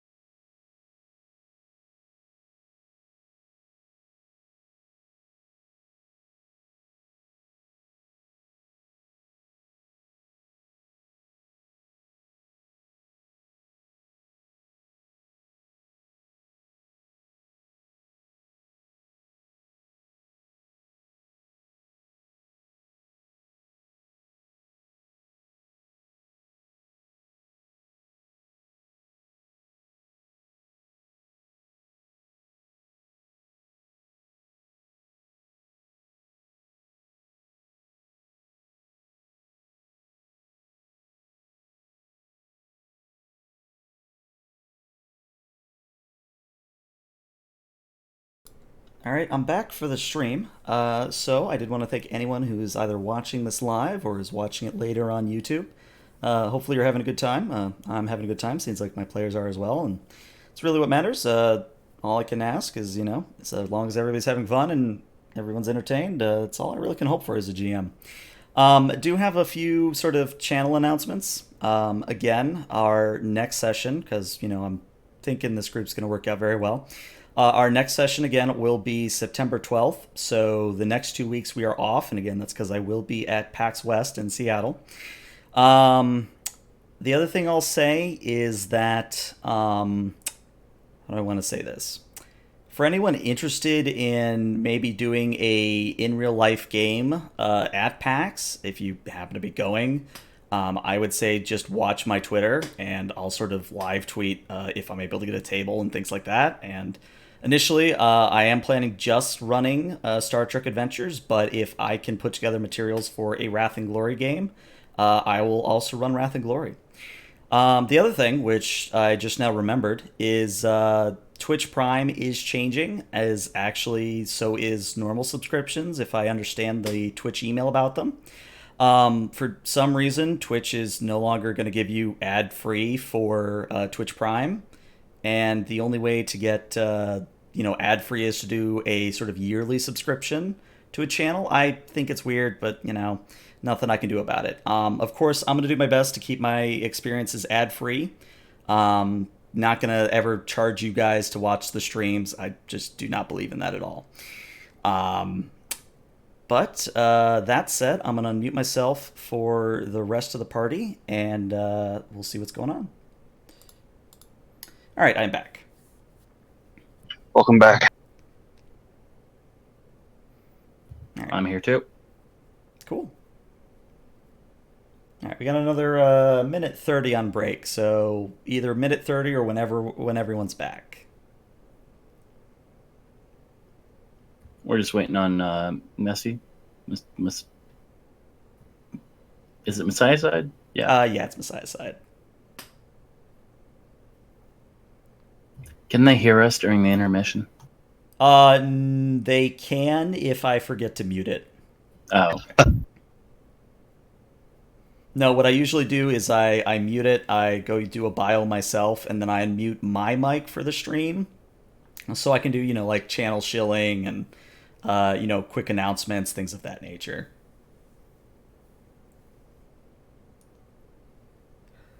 Always gonna get that valuable shield time, man.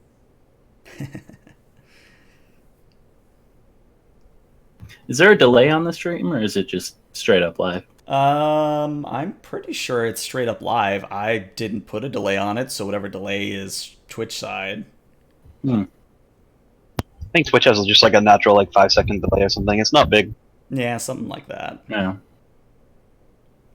And if you become a partner, you get access to the no delay stream where it's instant. Yeah. And I'm only an affiliate, but hey, one day maybe I'll be a partner. Who knows? All right. Well, we are at the end of break. I'll give him another minute, and if he's not back by then, we'll just have to proceed without him. He does have kids. I'm sure he got swarmed when he got up.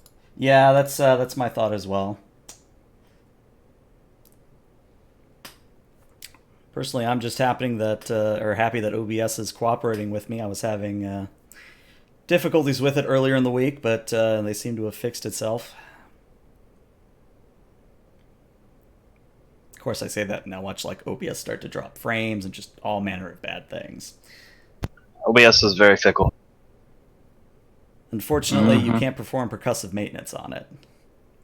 Nope. Just more pressure on Messiah.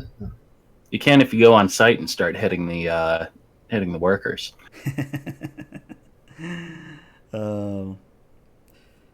Recording software in general is just all kinds of wonky.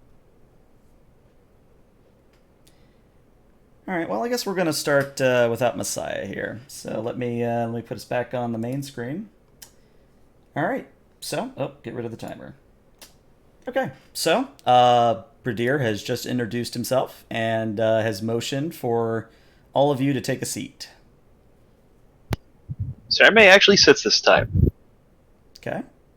I'd like to, considering the value of wood, I'd like to sit even more gingerly than I did on the ice. Okay. I'm gonna slump right into it with a loud thud. I stand because I'm way too heavy for this simple wood. All right. So, Brigadier just sort of nods, and he himself takes a seat and scratches his beard a little bit and says, "So, Harlock's come back, has she?" Am I still taking point on this? Oh, Messiah's We back were- now. We were tasked to provide aid to you. Huh. Aid, you say? Was Harlock specific about what type of aid?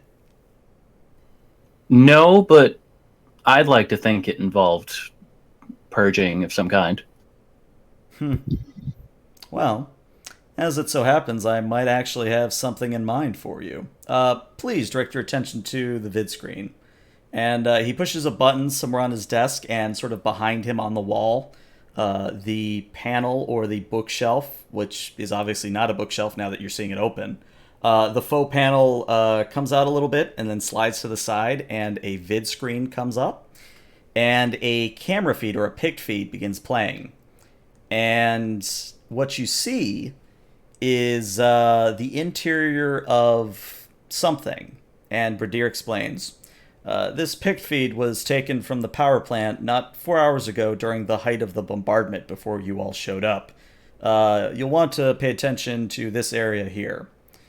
And as you watch the pict recording, there is, again, the interior of what must be one of the reactor rooms for the power plant. You see the glow of a plasma reactor casting a baleful green light over the shuttle bay-sized room. Automated servitors are going this way and that on pre-designated tasks, and are the only source of movement that you can make out, at first anyways. And I'm not going to have you guys roll for this, but what you realize rather quickly is that what you thought was a particularly bulky servitor that was moving towards one of the cubic meter slots where the breakers for this reactors reside is actually none other than a purple-colored orc. And it goes right up to the breaker, it disengages the safeties one by one, removes the breaker, and then carries it off screen as if nothing is going wrong. And the feed cuts there, and Bradir explains, we don't know how it got in, how it got that far, where it comes from, or why the hell none of the defenses took care of it. But what I do know is that in order for any of that to have happened, very key systems had to have been sabotaged or failed.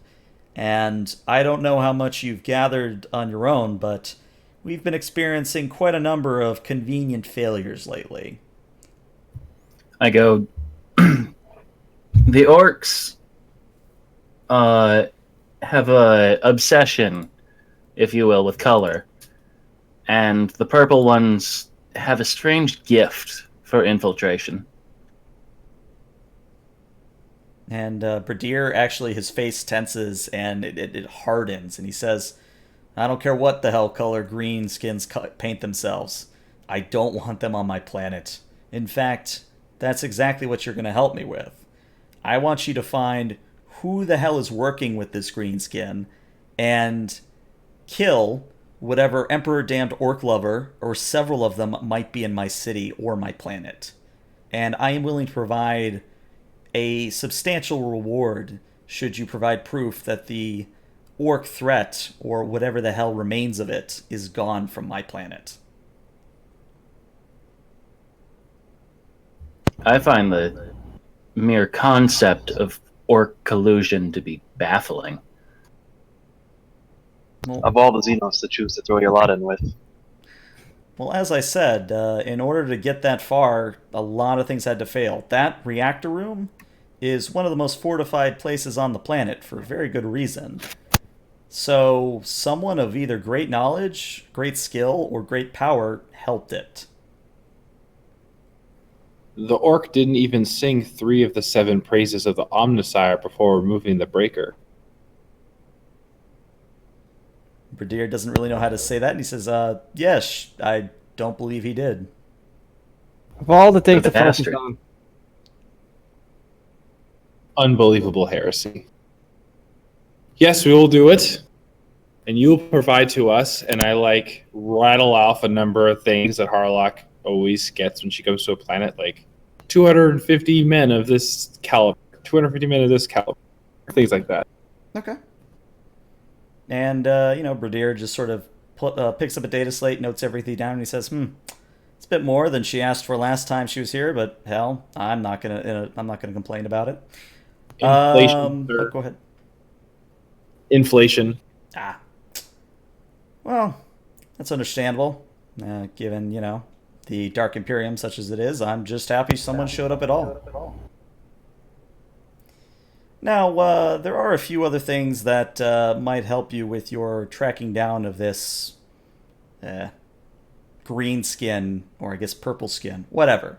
The filthy spore creature and whoever might be helping them. The only one, or the only people with access to that room are myself, Majos Ubo, and Lord Gost. The Majos you can find at the Mechanicus Spire. She was the one who noticed the break-in to begin with. As for Lord Ghost, my reports say that he went missing during the bombardment. Before that, he was found at his estate, which is just a quick walk from my manse, but a Arbites wellness check revealed that he was not on the estate. It's worth noting, though, if you want to get into that estate, you're going to have to talk to Arbitrator Rodus. And I probably don't have to tell you that Rodus is at the courthouse. And I suppose it's also worth saying that I don't really care about the breaker. I mean, it's nice if you bring it back, but my main concern is dealing with anyone sympathizing or aiding the Greenskins and killing the Greenskins themselves. I'd like to nudge Delta 6 or Delta Epsilon and be like, he doesn't care about the breaker. Yeah. Like I look at you and you can see my eyes like change color from like green to red. I like shake my head. Unbelievable. All right, so, do we want to do them all as a group or like split up?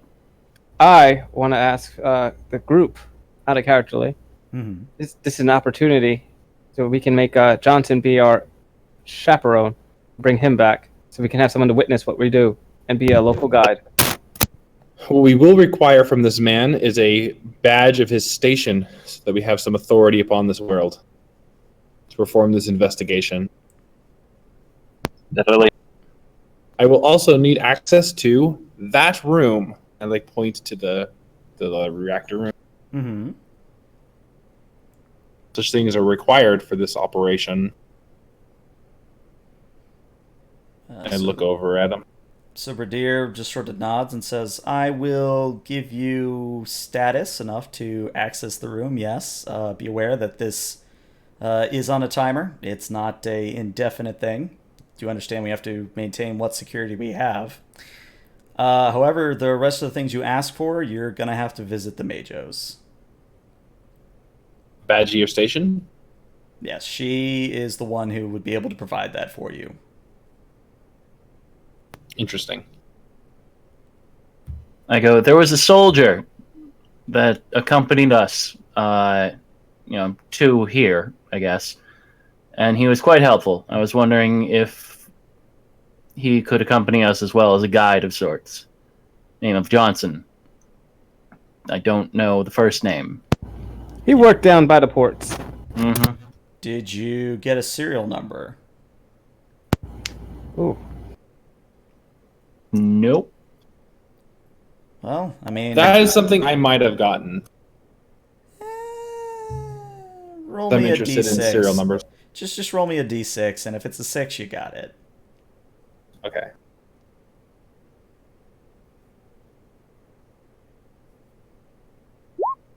No, you did not. Actually, GM, Yes. can I use my Scrounger ability to use a cunning test to retroactively get something? Sure. As I try to remember what page that's on so I can explain it for the stream. I have it copied and pasted in my sheet, so I'll just... Yeah, if you would read it off for the benefit of everyone. Oh, hey, there we go. Alright, so, they receive plus rank to cunning tests. Okay. And once per session. Okay, sure. Let's see. I would make this difficulty, we'll make it a 3. Okay. So, just to be clear for everyone who may be watching, I'm using this ability to retroactively have noticed the serial number or acquired it in conversation. Alright. And I forgot to put my bonus in there, so let me just roll 1d6 additional. Alright, well, I mean, you got 4 successes, which is one more than you needed. But yeah, you got a serial number. Alright, so Biff is just going to casually raise his hand up and start spouting out the number 1, 2, 5, 6, Alpha, Gamma, Omega. See, guys, it pays to pay attention. Did you like build number like badge or something? Yes. I was paying attention. Epsi. I go, I was mistaken, we do. Well, with that in hand, Brigadier just sort of works his little data slate and says, yes, Mark Johnson. I can have him escort you around if that is what you desire. Personally, I don't know why we picked him in particular, but it's good. All right, well, I've just now sent the request. He will meet you wherever you would like to go first. Where would we like to go first? We will head to the spire first. The Mechanicus Fire? Indeed. Very well. We will head to the spire first. I will have Johnson meet you there. And at this point, Brigadier does sort of stand up, signifying the end of conversation. He says, May the Emperor's blessing be upon you, and please, if you need any resources, please feel free to ask me directly. Here is my private comm frequency for this endeavor, and he gives you a comm frequency which you could raise via Vox. All right. Nice. Direct access. Do you know if my suit has Vox in it? I can't. I'm gonna assume it does. Okay. Right, assuming we're walking out. I'm like, well, that went Oh. well, guys. Yeah, the skill you showed was more in line with our Mechanicus friend. An easy mission, it seems. Don't underestimate the orcs. Every time you think you have them pinned, they'll just turn around and hit you with something you never even expected. The only thing that he wished was to figure out the leak in his authority. True. Obviously, the leak is with the Lord that is missing from his estate. So he says. We do not know that for sure. But it is a Gather clue. the authority that we need from the spire first, and we must go and speak to the authorities to get access to the man's estate if we can find clues to his whereabouts. Of course, I am not sure I should follow you into a place of imperial law. It'll be fine, Sarame. Yeah. You are protected under the contract of the rogue trader. What he said.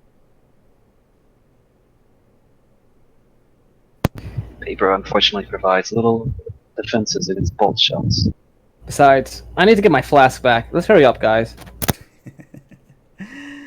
Alright, well, sure enough, you head in the direction of the spire. Again, it's not that hard to find. It's a very easy building to pick out amongst the rest. It's all, brass and red colored. Brass, reds, and blacks. It's very easy to find. And waiting for you on the steps is Johnson, and he just sort of sighs as you approach and says, "Well, this is happening. I've never been inside here, to be honest, but I'm pretty sure you just asked one of the mech heads to talk to the Majos."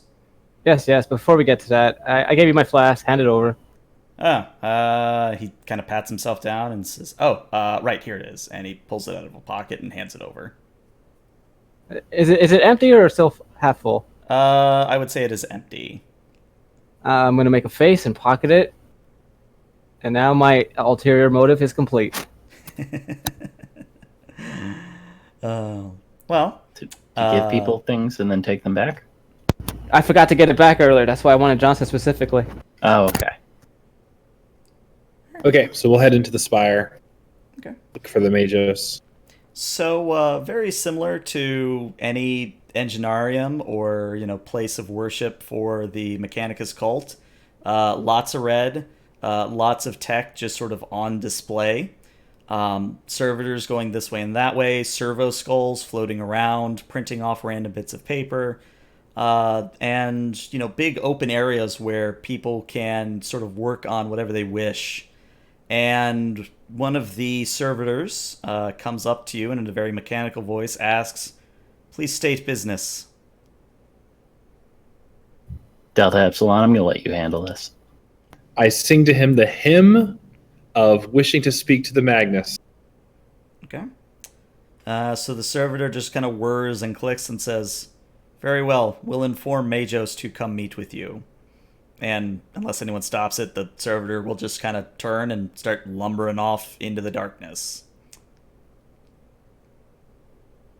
And We must wait here for our appointment. So we just wait here out in the open? Okay, that's a little weird.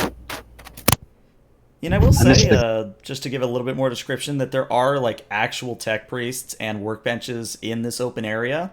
Sort of imagine a factory floor, or if you cleared out a Walmart and you just had benches and bits of big containers of tech pieces. It's almost like a manual factory, if that makes any sense. That does. But I'm going to take a jive at Delta anyway. Yeah, I say... With all that technology, you'd imagine they had something more advanced than a courier. Sitting rooms are a waste of space. We shall stand and... I'm sure you're not used to open space, Hive Worlder. It makes me uneasy. I miss the grace of the wrath constructs. Your servitors move with is unsettling. They are men within those shells. They were men. They are better than men. Yeah, it depends. Subjectively, maybe. There is a word of loose definition. I certainly wouldn't volunteer. And it is actually about this time that the Majos kind of appears and give you a description of her. So Majos is probably a little bit stranger than you were expecting. Like usually Majoses are big lumbering piles of metal. But this one in particular seems to be one of the types that retains a more human form. And by looking at her, it is readily apparent that all of her limbs have been replaced with synthetic analogs, sort of like factors of the lathe, if you're familiar with those. And her skin, quote unquote, glows with all manner of electus, and she also has 4 mechadendrites that sprout from her back. And a curtain of black hair peeks past the hood of her standard Mechanicus robes. And I will put her token down. And as she approaches you, she sort of has immediately fall to my knee, like to bow. Okay. Well, as she kind of has her arms in front of her, in the robes of her, or in the sleeves of her robes, and once she's within acceptable talking distance, she says, "Please rise. I need not be paid homage to." I like look up with like that is curious to me, but I stand up. I find it unusual. best to not stand on ceremony when it comes to matters involving greenskins. I trust you are here on behalf of the Lord Governor. Yes, we are here to procure proof of his authority for our mission. Very well. There's a moment where she just kind of goes silent and says, "A badge will be prepared for you. However, I am also informed that I am to tell you what information I can about the incident, if you were so interested." That would be very nice, yes. All right. So, she motions a servo skull to come over to her, and it kind of floats on over and begins printing off the same information I'm going to tell you. So, first things first, she noticed a discrepancy with one of the servitor logs that was in the reactor room, and, was following up on that when she noticed the orc. And upon discovery, she ran a full systems check of the power plant. And this, in turn, brought up a lot more system discrepancies that were, again, a little too convenient. Almost as if a deliberate path had been made for the orc. Things like servitor movements, surveillance, and defense blackouts, things like that. And she sort of ends this monologue by saying, "I was unable to attribute any faults with a particular individual. However, the affected systems were accessed using one of the emergency backup codes that only myself, Bradier, and Lord Ghost have access to." Well, that narrows it down. A lot. It must have been her. Now that we have badges of authority, can we have a record of all of your accesses using this emergency backup code in the last 2 weeks? Well, that should be easy enough. The only use of the emergency backup codes were to affect these systems. And she sort of taps the servo skull on the side of the head, and it cuts it off the piece of paper it was scrolling down, and she hands it to you, and you now have a record of all the uses of the backup codes. Do we have what machine, these codes were sent through, or what? I would say no. Like a MAC address or whatever? I would say this is almost as if someone used these codes in person. at each of these machines separately. Yes. Interesting. Yeah, there's not really a trace back on them.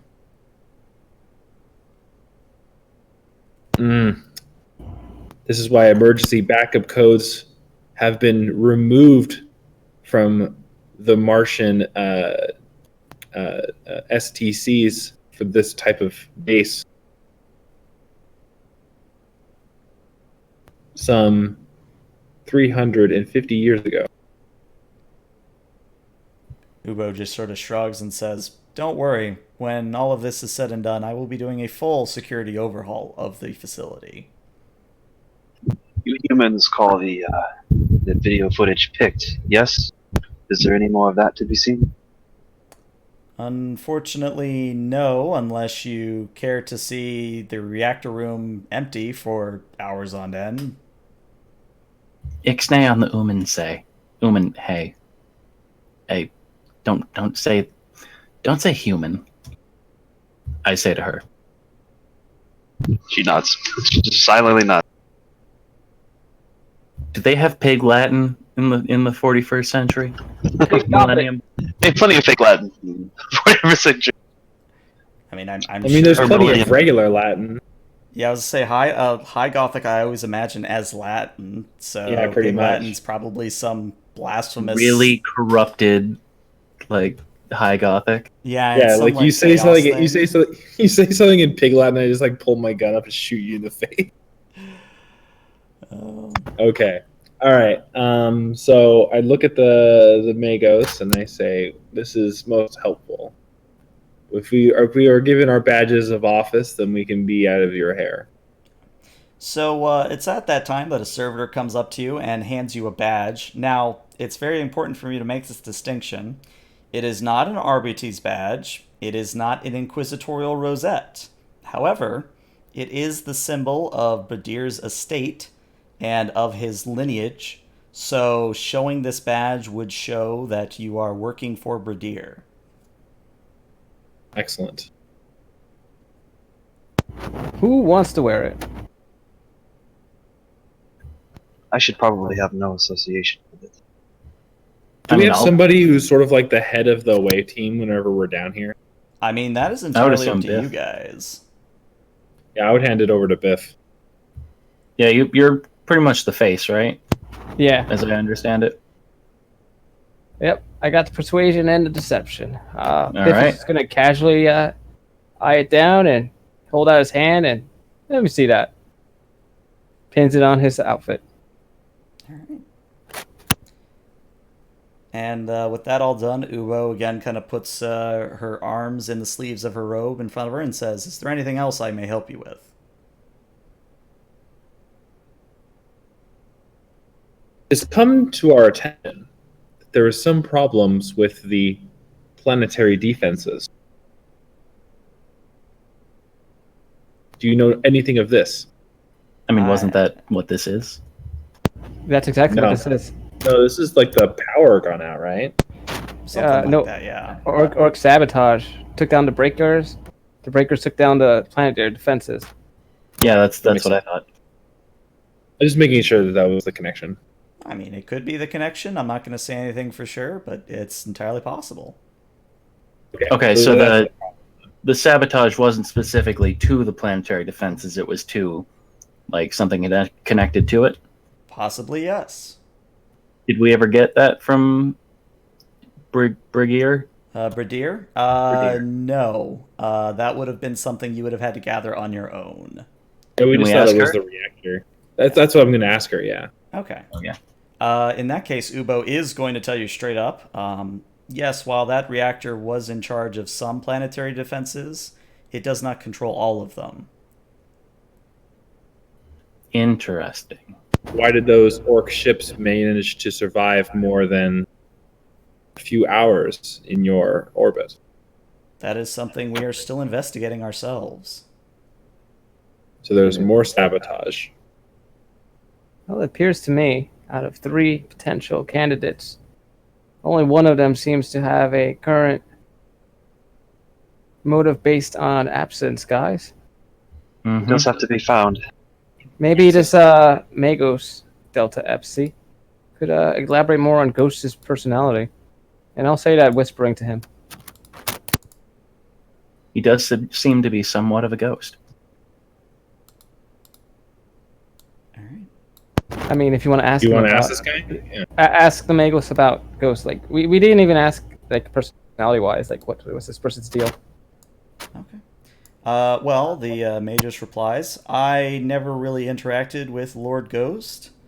However, I can see that we have no time for silly things as bureaucracy, as heresy that might be to the administratum. If you give me one moment, and, she whirs, beeps, etc., and says, I have preemptively obtained you permission from Arbitrator Rodis for entry to Lord Ghost's estate. Huh.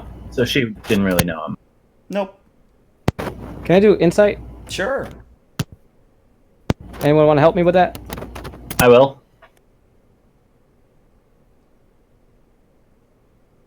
All right, well, this is just going to be a 3 difficulty overall. I helped. With a mighty 2. No. I got no help on that. Oh! I'm going to go ahead and use... no, I'm not going to... You just give it the crazy eyes. Yeah, I'm not gonna use my wrath, so I will accept that. I'm gonna believe it. All right. I can't really peg her as being honest or dishonest. Either way, too many mechanics involved. Yeah, she still seems to be on the level from what you're able to determine.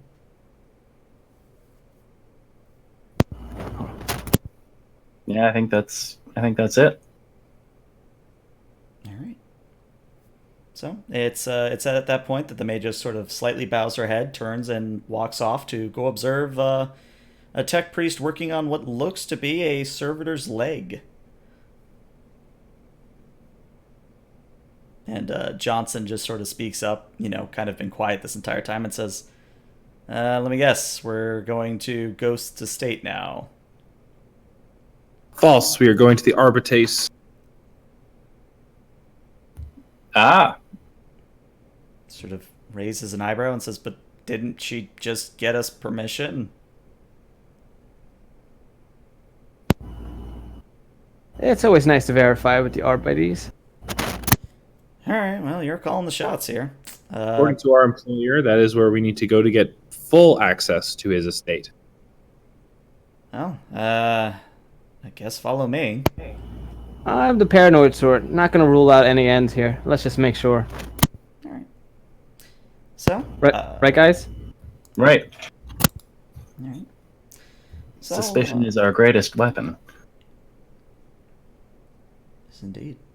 So, And our you favorite leave the Mage's Spire behind, and Johnson takes you towards the courthouse. And, fairly typical arbitrator hangout, or not hangout, HQ. And you're seeing some arbitrators going this way and that. There's a couple enforcers. And all of them sort of look in your direction. And one or two maybe look like they want to come up to Sarah May and say something. But then they see the badge on Biff's chests, and they think better of it. And, as you're outside the place, Johnson says, look, I can stay out here with that one. And he points at Sarah May. I have a name. So, Are we not bringing her in? Johnson, you think it's gonna be an issue? I mean, did you not see the way that enforcer over there thought about coming up to her with a combat shotgun? I did, but I'm pretty sure Sarah May could take him. Pretty sure we all could take him. We have the tools and we have the talent. Then again, it's not that she can, it's that should she? We're here to help, after all. We are on their planet, though. We should respect their custom, even if I find it odd. If anything, the Arbitrace should respect the contracts as more than anybody. In a perfect world, but this universe is not perfect. I've never met an Arbites that was rational. Be honest. Well, if you think so, try not to raise hell outside of here. Still as a statue. All right. So, I guess I'm just curious. Those of you that are going inside, what is your first course of actions? Like, so obviously when you walk in, there's sort of a front podium where a RVD is sort of sitting there waiting as people come in, tell their problems, etc., etc. So there's sort of a waiting room with the podium at the front of it, or rather the back of the area. So there's a row of chairs, and then there's the podium, and then behind the podium is the rest of the courthouse. So RBDs at their desks, RBDs grilling people, interrogation rooms, things of that nature. Biff is going to stick with Sarah May Okay. and Johnson because the R-bodies only stopped because of the badge. And I'm not going to risk any unnecessary confrontations if we leave her alone with Johnson. Okay. Maybe we should have had more than one badge made, because I was going to say we should like flash the badge and use that to get through. Oh, okay, so now we got a dilemma, inter-party dilemma here. Mm-hmm. Okay, if we're going to split up and take the badge with us, at least we should leave someone with Sarah May just in case something happens. I mean, I could stick with her and be like, she's under my, control. Fear not, I am the Emperor's will. That whole deal. Makes the most sense. I don't think most people would mess with a sister. Yeah, especially one in power armor. All right, so yeah, I'll stick with Sarah May and hold my bolt gun in a, half-ready stance and just look generally threatening. Okay. All right, Geiger counter, come with me. So yeah, the two of you step inside, and the seemingly bored Arbites at the podium just sort of says, "How can I help you?" Oh, I forgot his name. Delta? You remember his name? Delta? Yeah. Do you remember? Oh, the Arbites guy. I personally don't remember, but I'm sure my Bravis. character does. Bravis. We're here Alberta to Bravis. Oh, you go ahead. You're here to see Alberta Bravis. Radish, you say. Floor 2, office 207. You want to use those stairs there. Thank you all. Nod. Walks off with Delta. So you are directed to a stone staircase, one that seems to be mixed with ice, so it's like stony ice. And, you walk up a flight of stairs and arrive on the second floor, and this looks more like office buildings, so cubicles, partitioned offices, things of that nature. Like, it looks more like a standard administratum place. And it's not that hard to find Office 207. It's quite literally the second office on the left. And inside is a fairly standard-looking gentleman that you would expect of the position. Rodis is fairly weathered. He is currently wearing a arbitrator's carapace, or at least part of it, that is red and brown in color. And as you sort of come into his world, as it were, he looks up from whatever papers he was working on and says, "Can I help you?" You may indeed. I'm going to show him the badge proudly on my chest. All right, you're working with the Lord Governor. Again, what can I help you with? Lord Arbitrator Rodis. We're here to verify our authorization to explore and investigate the Ghost Estate. Ah, Ghost Estate, huh? You're the ones that the Majos called about an hour ago, yeah? That's correct. Well, then everything I'm seeing here is that my men should let you inside, no problem. That's great to hear. With these sort of things, it's always nice to get a verification. Indeed. Well, honestly... Would you be able to provide any notes of your investigation? We are here late and thus might miss some clues that your men might have picked up because they got there first. Well, I mean, we did do a investigation of the place, but We didn't find much, as you'll see yourself when you go there. It was pretty much ransacked, the entire estate. Um, Very hard to determine if there was a source of conflict or anything of nature. There is a blood splatter in the study, and he's like looking at a piece of paper. There's a splatter in the study which we believe is ghosts. We haven't really checked it to be sure yet. It's still pending. But other than that, just sort of looks like a hurricane went through. Do you have Ghost's biological profile? We do, yes. The test will simply take time. Can I have access to that? If you give me your comm frequency, I can share the results when they are in.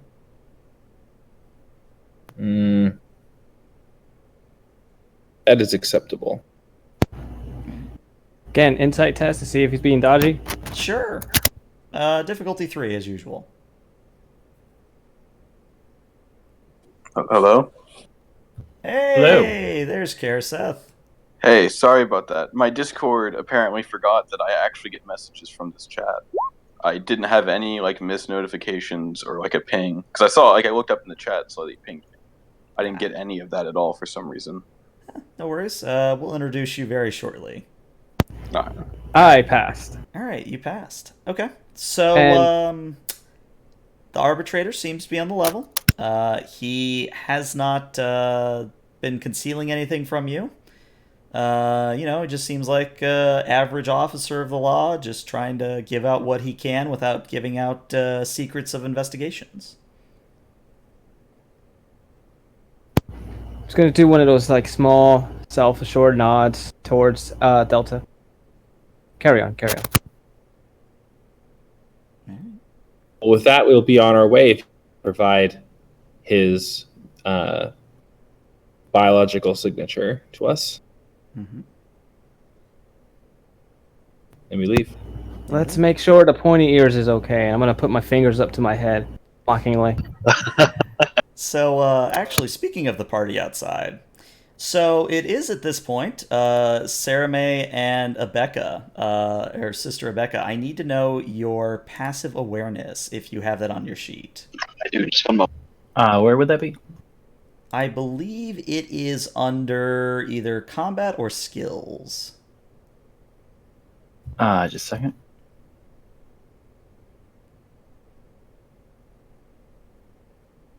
And if not, I can look I it up. have a passive awareness of 4.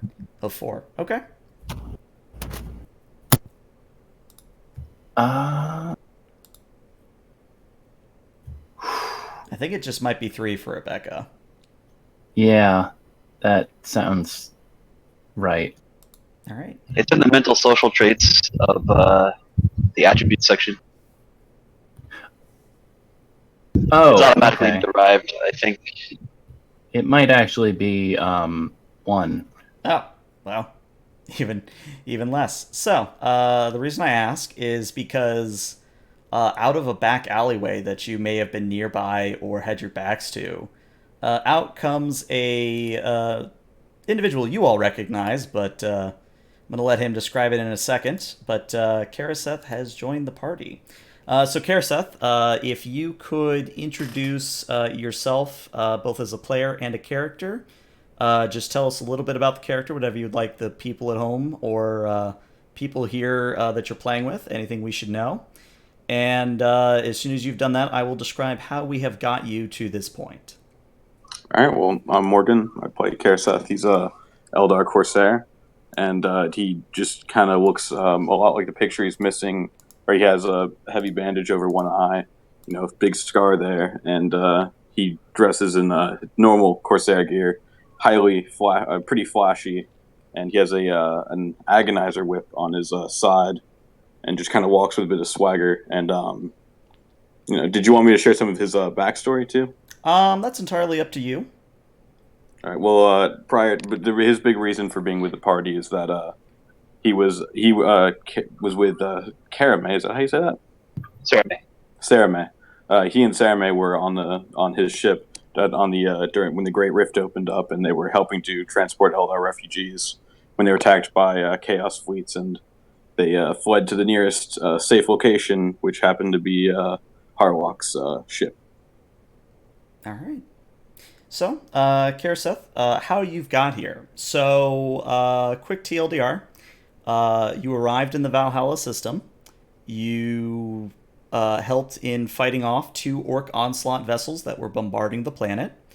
The warband was sent down to the planet to make contact with the Planetary Governor and basically render assistance in exchange for men, supplies, etc. for the Spear of Destiny. So the way you've come down into the situation is the greater part of the warband went down ahead of you. You had some some additional work that you had to get done in the hangar bays, mostly coordinating salvage or whatever there might be from the remains of the orc vessels. And when you came down yourself, you came down in a simple lighter, and you were given directions by a very portly lord where you might be able to find the party. And we'll say, King for sake Cold. of argument, it's not that hard to ask around, even as an Eldar, if you know who to ask. And eventually you found your party, the rest of your warband, not that far from the arbitrator headquarters, the courthouse. But I would say that's all you know at the moment, and you have just come up behind Sarah May and Sister Abeka, along with a Valhallan ice warrior whose name you do not know. Already. And I do not see you, because my passive perception is shit. Well, if no one sees him, then Kerr Seth will walk towards the group. Just kind of open up his heart and say, "Ah, my friends, it's a pleasure to see you." I go, throne Jeremy. on Earth. Jeremy's pretty much already instantly turned around, having a pretty keen hearing. Don't do that, man. Simply He's need not to an learn enemy. how to He would have look. killed you. You all simply need to learn how to look with your ears, not your eyes. What? Now Rebecca then, takes a moment to ponder this and then just decides to brush it off. You meant you need to be more observant, Mayfly. Now then, who is this person here? He's going to indicate to the Valhallan. This is Johnson. He's our guide of sorts. Johnson, say hello. Johnson kind of looks at Kerr Seth and goes, "Hi." Greetings, Johnson. I am Kerr Seth, Eldar Corsair, pirate, as I think it is in your language. Think of me as a man of freedom. He just sort of stares at you, not really sure what to say, and goes, "Uh-huh." And he looks Yes, at Sarah May and looks back at you and goes, or Sarah May, and says, "I'm just gonna, yeah, you know what, you two do your thing. I'm gonna be over here." And he starts like shying away, not like tremendously, but he starts kind of shying away. And it will be at this point that the rest of the party will join up, and you're all one big group again. Oh, look who's finally decided to show up. Yes, I was a bit busy. That's all. Don't worry about it. Everything turned out all right in the end, didn't it? I go, what? Okay, good thing you guys are back. Babysitting Xenos is not my wheelhouse. Well, then we shall move to your wheelhouse. To the Burning? estate. Sounds good. All right, so we'll go to the estate. All right, and mostly so that he can get caught up on what's actually going on, would any of you care to, in character, explain to Kerr Seth what is happening? Okay. I mean, or if you'd prefer OOC, you can, but I think in character would be better. I can do it. I think we can To the all do best it. of Lead my the way. knowledge. Lead the way. All right, so last I can recollect, my memory goes back about to the ship battle we had against the orcs, whereupon we were ordered by the Captain Harlock to descend and assist the governor. We went down and found Lord Cold, and who directed us to Lord Brinder. Bradier. He had a very nice house made of ice, and then a very nice room made of wood. And he told us that the issue that he needed us to investigate was that a generator room was broken into by an orc commando, and a breaker was stolen. Now, the breaker itself isn't the issue. It's that in order for the orc commando to have gotten to there, someone human would have had to help him. And this is concerning to him. We went from there to the Magos, whose name escapes me.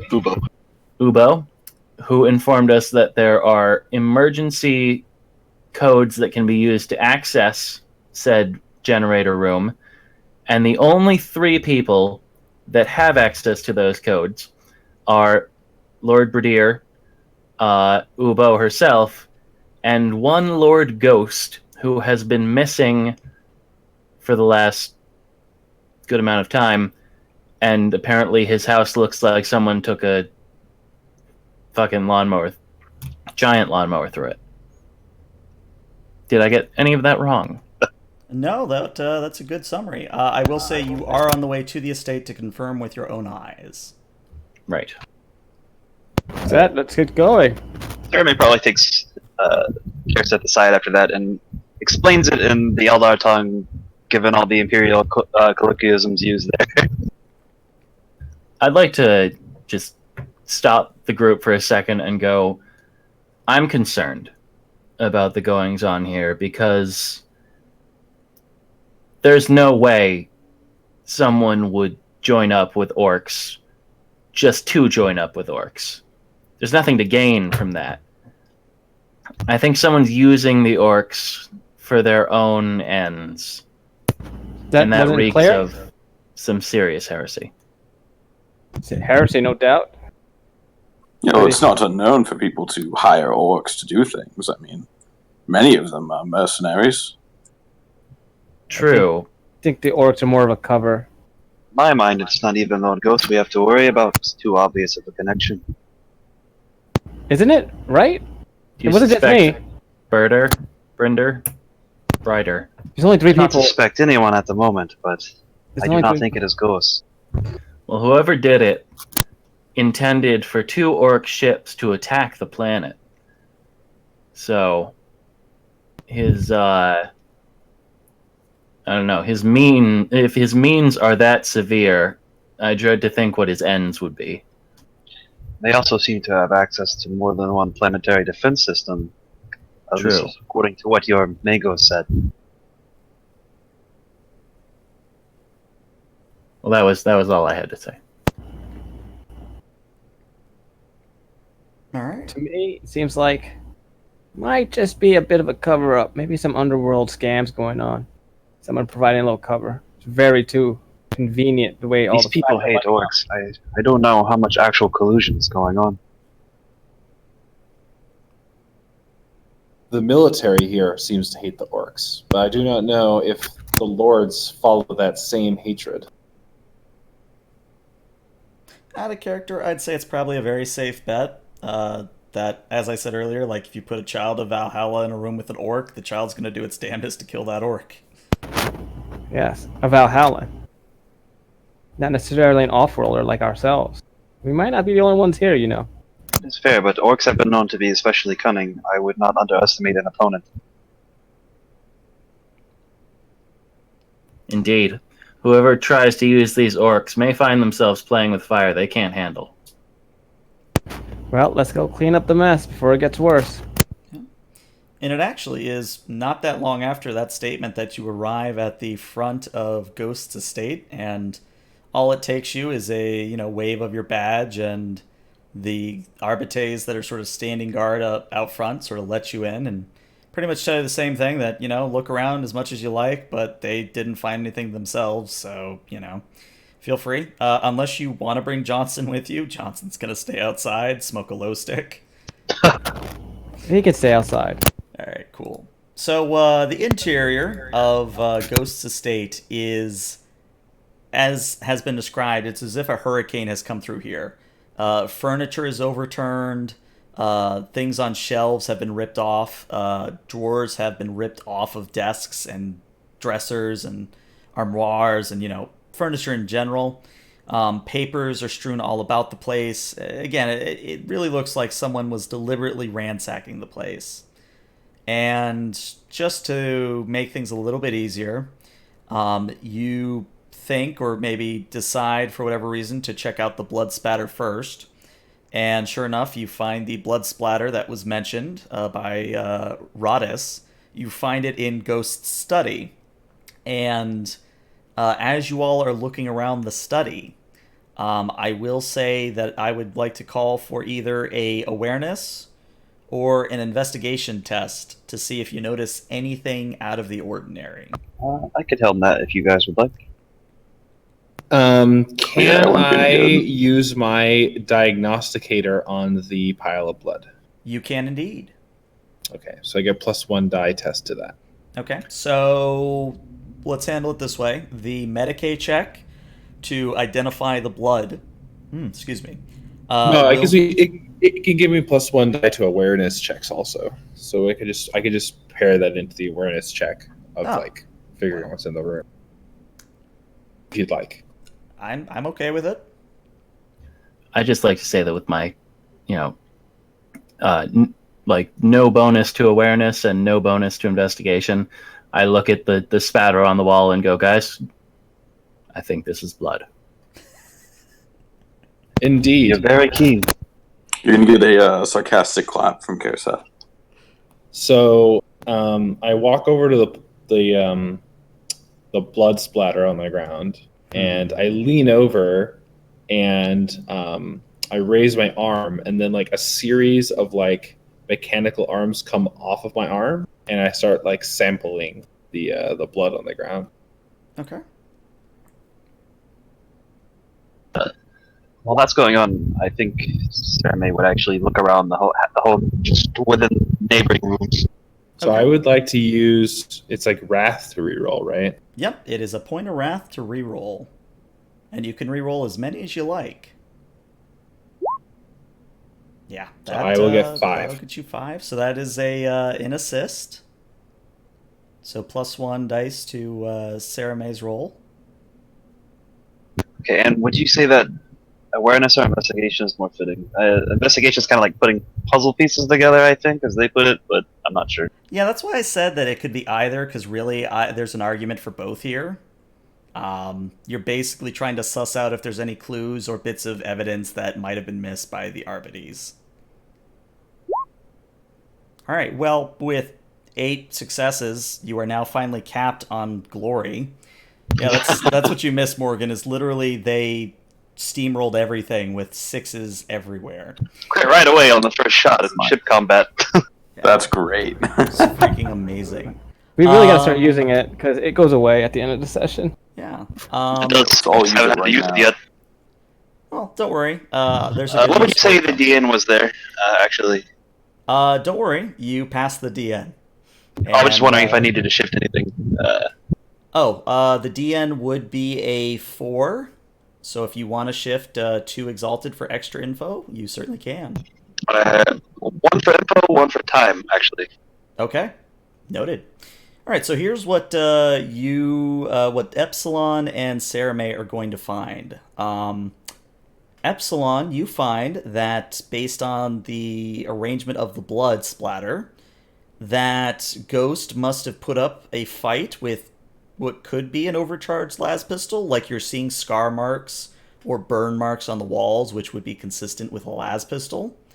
The blood splatter itself suggests that Ghost was stabbed and then dragged along the floor.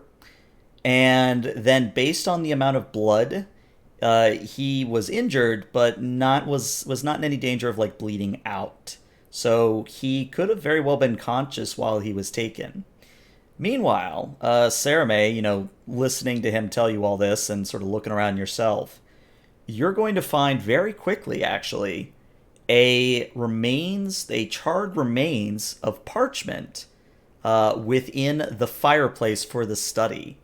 And when you go to pick it out of the ashes, you take a look at it, and even to your untrained Eldar eyes, I would say these look like bookkeeping records of payments.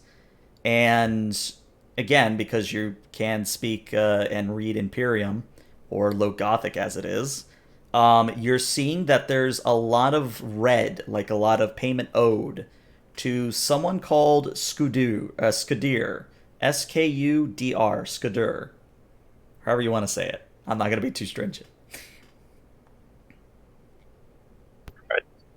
She will crouch down and pull the paper from the fireplace, correct? Uh-huh. And then hold it up, unfold it gingerly because it is burned, and then after looking at it for a few moments would gesture to the Imperial parts of the party. I do not understand the value of your throne guilt or how money works among your people, but this seems to indicate quite a bit of it, and she passes it off to Biff. Huh, I'll take that. Let me take a look. Uh-huh. Oh, okay.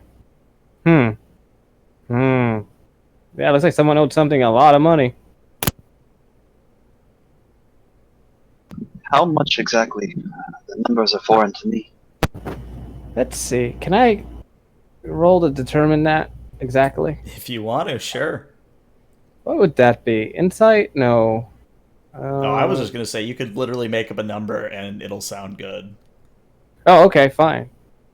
From what I can see that's left on the sheet, well over 300,000 throne gelt. Sarah May just looks blank. She has no idea how much that's worth. Is that quite a bit of money, or is that a lower amount of money? Well, it's a fair amount of money, but it's only what I can see on the sheet.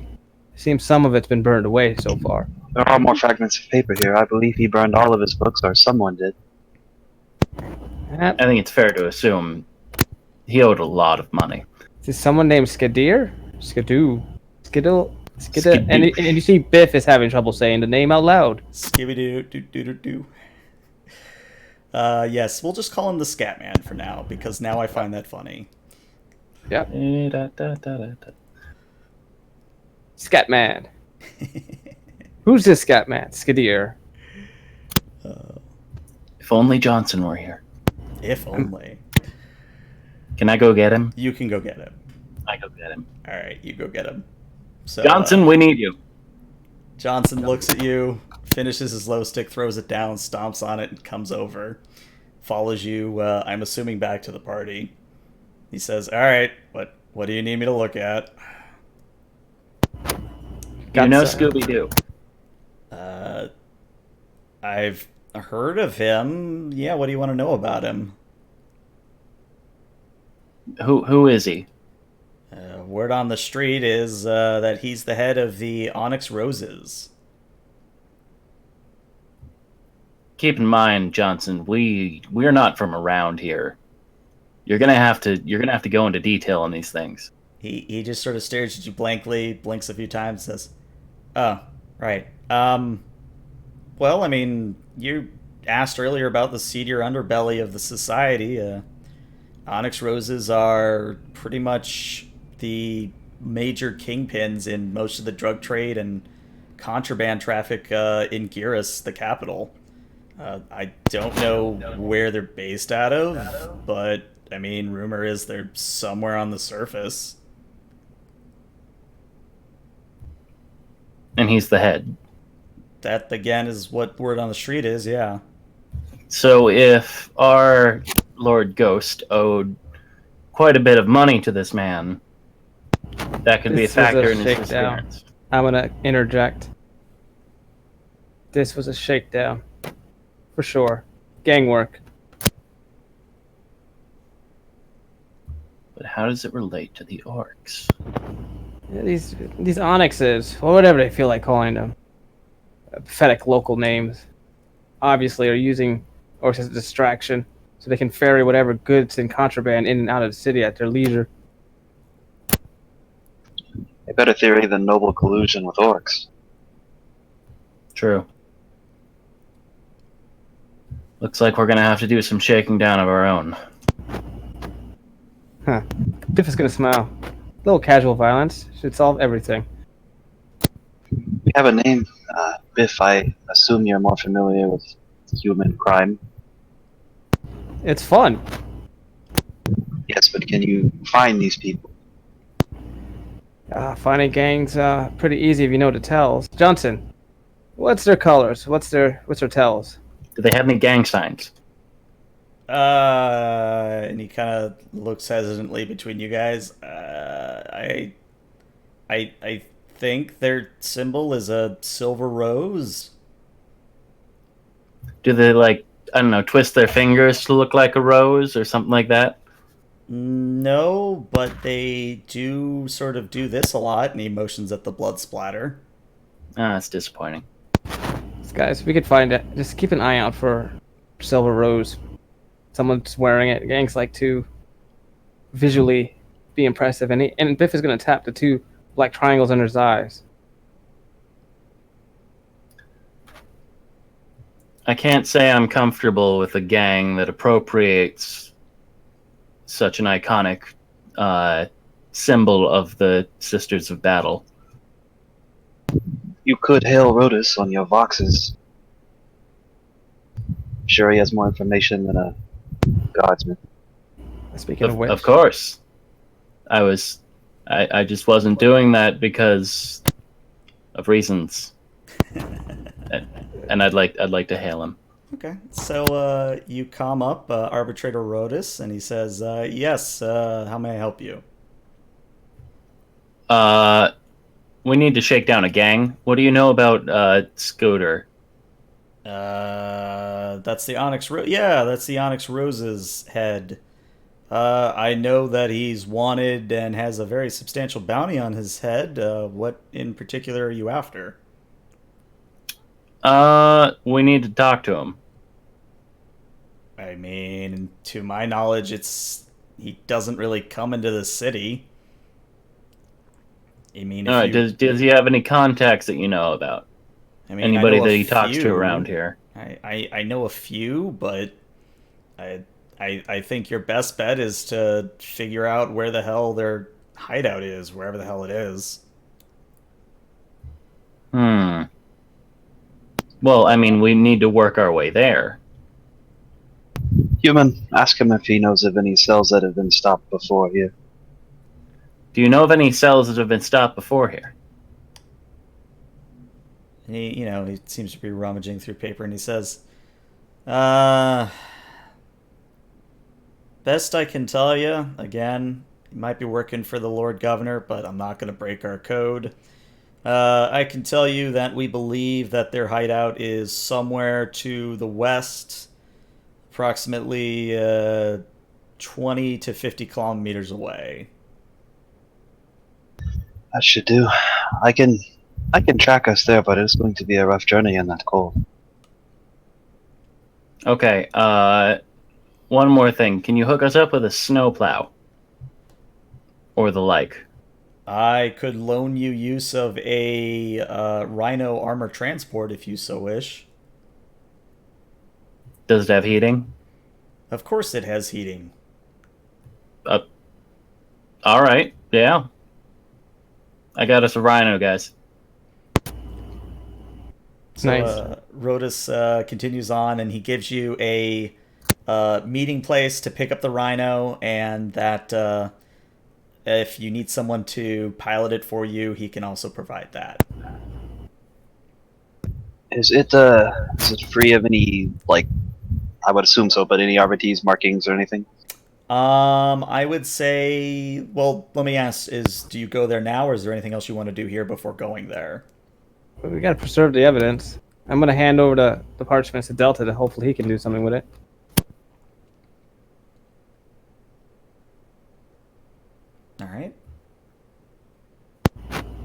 If So- Delta's here. Yeah, he might have stepped away momentarily. All right. So, anything else you want to do before getting to the Rhino transport? Can we talk amongst ourselves real quick? Oh yeah, sure, certainly. So, guys, we know that these people are bad, and they're 25-ish clicks away. Do we want to find out anything else first? Maybe use some cunning test or something, or maybe just send the Eldar to do some scouting before we just go charge again? I was about to suggest I can definitely scout there on my own. I'm quite skilled in tracking and minding my own in the wilds. I do want to bring up a possibility, which is that these people don't know who we are.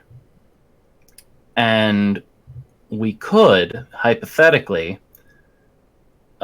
introduce ourselves to them as working for a rogue trader of ill repute, who is looking to possibly team up with the Onyx Roses to set up some kind of smuggling operation and work our way in.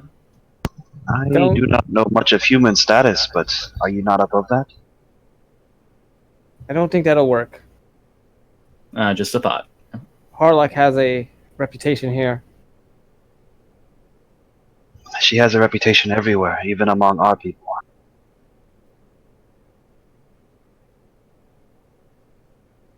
All right. I mean, we got name checked at the door, basically. I still think we should I would try. assume they would know we are here. I imagine they have taps on all the comms that are used. I would be suspicious if there weren't others on his payroll. Well, in that case, I still think we should try to seek out someone who deals with him in the city, who deals with the Onyx Roses. I think Biff should be able to help with that. So maybe we should split up and do a little fact-finding first before we go. Yeah, we can. Oh, see, yes, definitely. Okay, so we're going to handle this a couple ways, or one of a few ways. You can pick whichever. So Sarah May and Kerr Seth, because what I heard was maybe sending out the Eldar of the group to do a little recon. If you want to preemptively head to the surface and sort of scout around, I can have you guys do either an awareness or a survival. I definitely have enough survival to do that, and Yeah. I think lead us through the cold without dying. I would hope. Oh yeah. So if you want to do a DN5 survival, Both of us, or just him? you can assist one another in All order right, to I'll assist. assist. Wait, what's your what would you be rolling on? I have survival, and I have definitely the best in the group. All right, then yeah, I I'll have just eight dice. Yeah, Yeah, I'll assist you. I only have 4. All right. So D and 5, correct? Yeah. The way assist works, Morgan, is you roll your dice, and if you get 3 Oh. successes, he gets a bonus dice.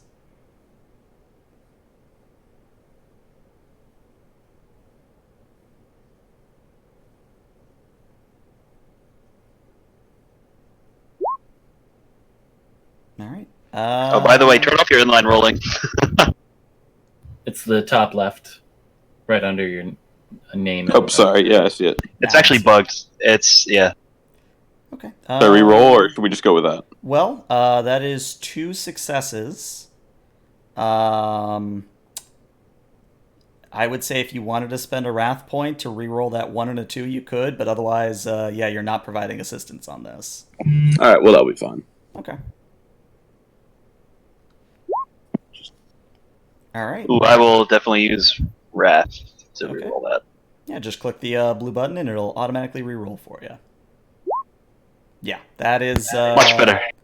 That is a total of 9. So you can shift for speed. And I will shift or- an exalted icon for speed. Actually, yes, Okay. You actually could shift 2 if you so wished. 2 for speed because I think this needs to be quick. We don't need to spend a lot of time in the cold or making ourselves known. All right.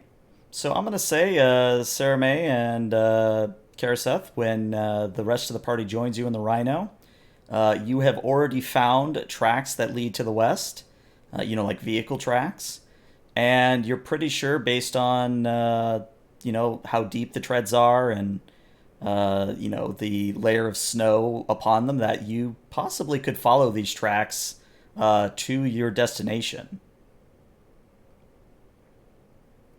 But yeah, as for the human part of the party, I would like you to do a DN5 cunning, please. I'd like to assist. Okay. Okay.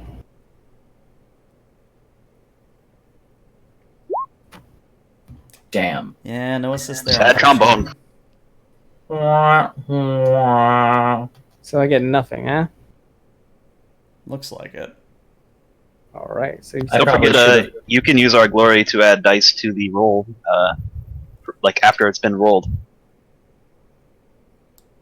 Just gonna throw that out there. You can just add as many dice as you want, but it has to be all Actually, you know spent what? at once. Since we haven't really been using glory, if the party doesn't mind, I'd like to use 3 glory to get 3 bonus dice. I mean, it's there. All right. Just reduce 3, and I'm gonna make a roll. All right. Yeah, I guess I. Okay. So, you could shift those 2 exalted to get that glory sort of right back. You can only do shifting 1 per turn, so I'll do 1 back. Okay. And then the other, can I use the other one? No, it was 7. So yeah, just 1 into glory. Okay. No, you could spend the other exalted for speed or extra info if you so wished. Oh, I thought you said it was DN7. Nah, DN5. Oh, DN5. Yeah. I'm gonna do for time. Okay. Probably a good idea. So here's what you're gonna find out, and I'm gonna let you ask me some questions because I think you're looking for specific info, and I want to make sure I tell you the right thing. So you do in fact confirm that the Onyx Roses were responsible for the hit on the Lord Ghost. You find some seedy guy in a back alley somewhere in the darker part or the grungier part of the capital, and he basically tells you that there was a hit on Ghost. They were in and out. No one suspected it. Things of that nature, and that to his knowledge, they took Ghost out of the city. It's me and Becca, right, doing this? I believe so. Yes, unless Delta was coming along as well. Yeah, I don't think I think my character forgot to cover up all the holy symbols and stuff on her armor, so she wasn't able to help very much. Yeah. Still, but you can help me in this part. As we corner this guy in the alley, we're gonna just pin him up against the wall. All right. Oh, I can do that. Pin him up, sister. I'm gonna smoke a low stick while doing this interrogation. Would that be athletics? I'm just gonna let it happen. You're in power armor. It's just gonna happen. Okay. I'm gonna grab the fuck out of him. All right. So you start to manhandle him, and he goes, "Whoa! Hold on. I'm cooperating with you. Just tell me what you want to know." Numbers, space, location, defenses. Gang signs. I just know there's somewhere out west, man. I rumor on the street is that they're in some sort of crashed orc ship of some sort. I don't know what the hell that means. I don't know why the hell they're using the green skins as anything, but look, that's all I know, man. I don't know a whole lot.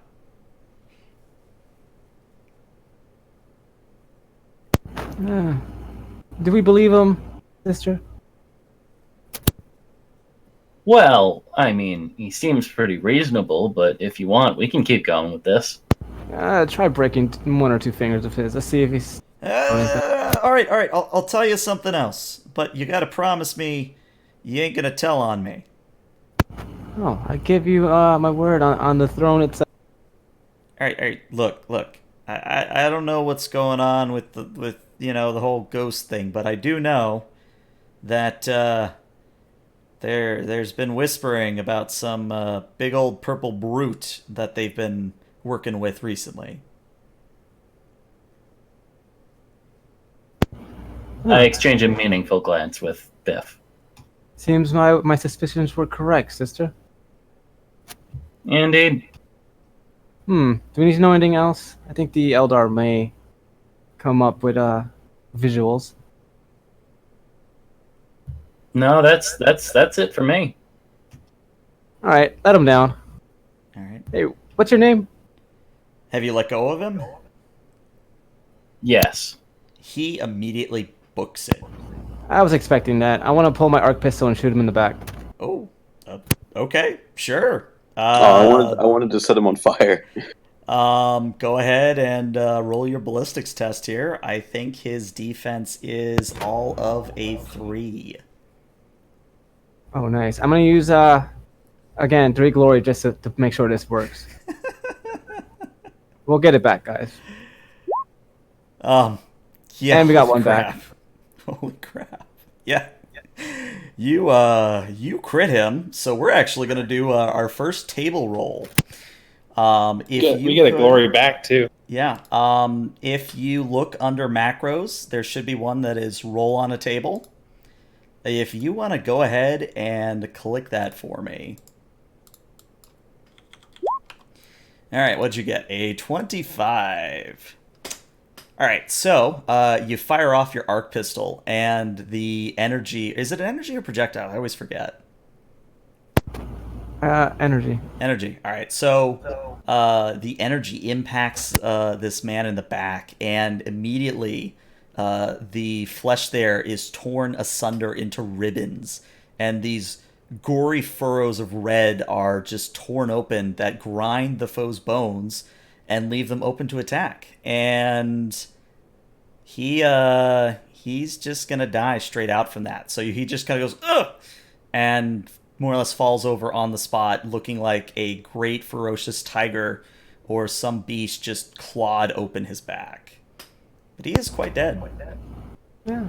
Didn't hurt him if he didn't feel anything. Am I right? I think he felt some stuff. Well, either way, he ain't gonna be warning no one.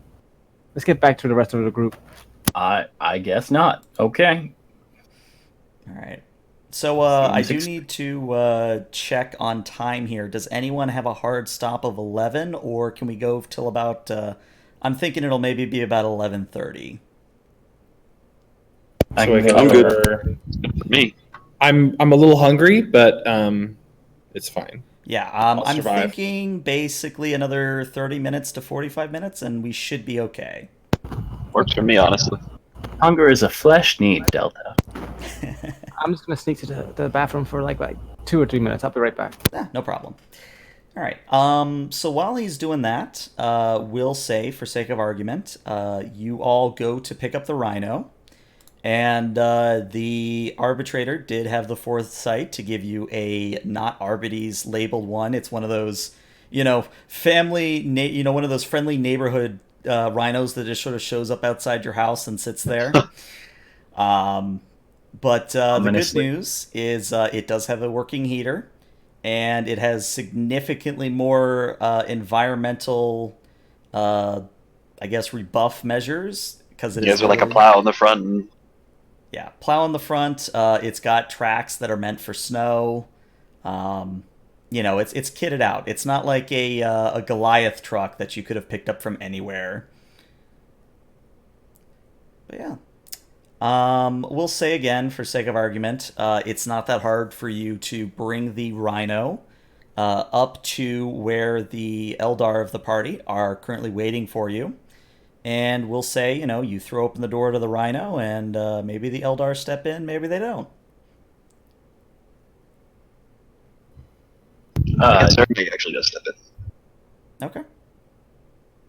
I was going to say, does that, is it their choice, or you're saying that they might not be there? I'm just, it's up to them. I mean, it's one of those things where you can either just stay outside as the rhino's going and do survival checks that way, or you can, stop every once in a while, get out, check your survival, and then get back in. But yeah, she wants in. I'm sure her ears are like icicles. Probably, yeah. I call out to Kerr Seth. I say, Kerr Seth, care to dirty your hands on these human controls? Oh, if you need me to. And I will go to them and take control. All right. So, we're going to handle this in a sort of semi-narrative way. There's going to be basically 3 tests I need you to achieve here. or 3 successes on 3 tasks. Should you not succeed, you're going to lose time or possibly other effects, but we'll deal with whatever comes up. So there's a couple ways, and you can argue for more, but there's a couple ways I had in mind for doing this. You can either do pilot tests to successfully navigate the surface, or you can do survival tests to make sure you are following the tracks that Sarah May found earlier. You only need 3 successes, but just keep in mind that the difficulty number on each is going to get a little bit harder as time goes on. So you're starting at a DN of 3, the next one will be DN 5, and then the one after that will be a DN 7. All right. Well, I have a pilot rating. Well, dice total basically of 7. So, and they have 8 for their survival, or is it all based on me no matter what? It is between whoever wants to roll. All right. So, yes, I think Sarah May is the probably the go-to one to roll that, since statistically they have a better chance. Okay. By one. All right. I think then, as for Fluff with this, then she probably somewhat grudgingly gets back out and hangs onto the side of the vehicle as it runs and just makes sure through Vox communication that they're following the tracks and making sure she can actually. Occasionally she'll get off and try to find them again and steer the craft back into where it needs to be. Okay. So I need you to do a starting off at a DN3 survival test.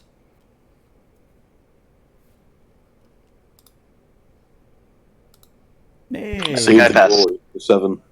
Nice. So, yeah, that's immediately a point of glory. Are you shifting one of those for another point? A shift just for speed. I want us to get through this quickly in a narrative sense. Okay. Well, if you shift it for speed, what I'm going to say is you are so on point that I'm going to just completely take off the DN7 roll. So you only need to pass a DN5 at this point, and you're golden. Definitely.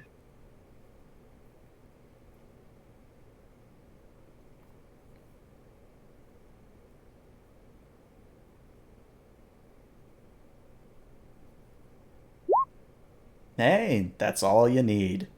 So, I'm going to basically say that, well, I guess it might help if I put you on the right map. As you all sort of trudge along in the Rhino and you're following the tracks, every once in a while you get off, as you said, to check and make sure you're following the right ones. And you almost lose it a few times, but then you realize that the pilot of this vessel or ship or whatever it is that we'll say a walker for sake of argument.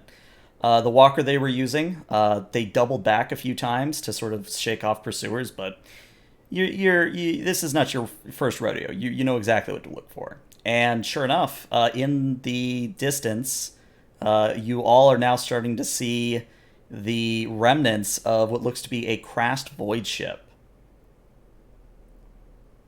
Is it like a human void ship? It is, at first, it does look Imperial, but the closer you get, the more you're realizing it has orc trappings like random spiky bits and knobs and, orc faces painted everywhere.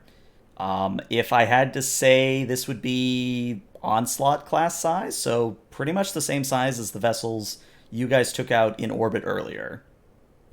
I'd like to point them out and be like, see there? Gubbins. Orc work. Looks like they looted it. Jeremy will, I think at this point, actually climb atop the vehicle and just try to lay down and scope through towards the ship and see what she sees. Okay. If Delta were here, he'd be really pissed. If you want to roll me a DN4 awareness test, Sarah May.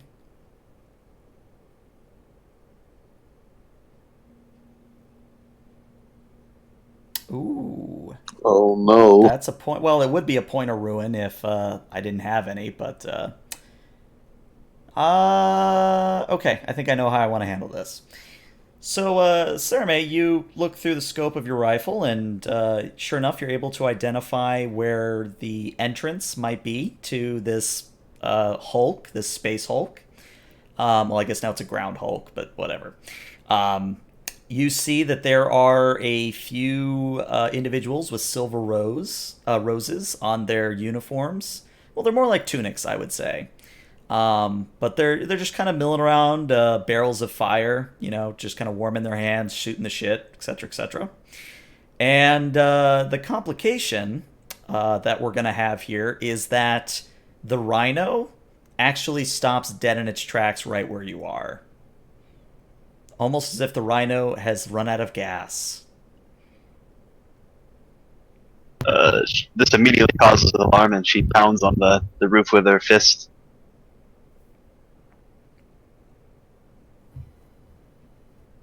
And I go. I think you all are in the rhino except for Sarah May. Yeah. Gonna crank the engine a couple times, see if they can get it back up and running. Yeah, so you try it a few times and it goes rrr, rrr, rrr, rrr. And yeah, This is what happens when we use Imperium vehicles.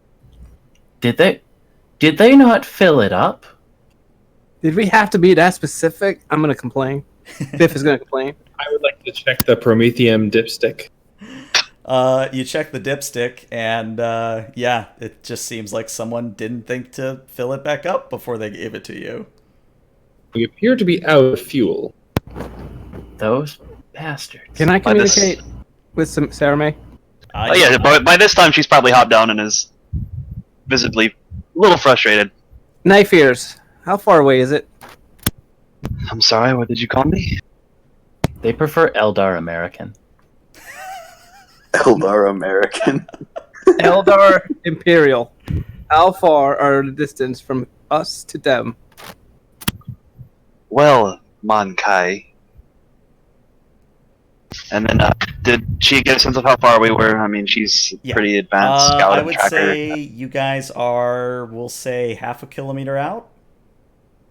She realized this. We can make it on foot. Might as well get there and get some fuel. You should probably all follow me. You'll die in this cold if you get separated. Lead the way. Fair enough. I'm gonna double check all my equipment, make sure my rebreather's sealed and all that good stuff. And I suggest everyone else do the same. Yep, she has her repeater on now, her hood up, scarf tight. So there's not like a legitimate blizzard like going on outside. It's just kind of just really cold. Oh yeah, Valhalla surface is like super cold. Mm-hmm. All right, so I'm gonna create a flame on my hand just to kind of keep me warm. Okay. Just make sure I'm all nice and toasty. Guess I'll roll that. Yeah, I was gonna say definitely roll to manifest because you could roll a 1 on the wrath die. I'm gonna just kill us all right in here. Grand possession right away. Let's do it, boys. I hope you feel toasty after this. Well, that's actually a 2. Does that meet your DN? It is a DN of 4. Hold on. Let me see what real is your quick. psychic mastery right now? It's what do you call it? I think it's my second mastery is 2, but my willpower is 6. Oh, I rolled it off the power thing. I didn't roll it off actual. Yeah, psychic I was mastery. gonna say it looked like you did the damage for it, but yeah. Okay, well there you go. There's the 4 you need. So, as Kerr Seth has described, he sort of manifests a psychic flame that warms him. And if you'd like to comment, now would be the time. I'd like to eye him uneasily and be like, careful with the warp craft, Eldar. But it's cold outside. I love how the Part sister. of us, just like it's a part of you. I love how the sister is being suspicious about fire. Warp fire. I like fire on my own terms. Well, this will create fire. Normal fire. It's just this one part of it is, well, not normal. It's all very scientific, I assure you. You wouldn't Good understand with this, the sister. All I'm saying.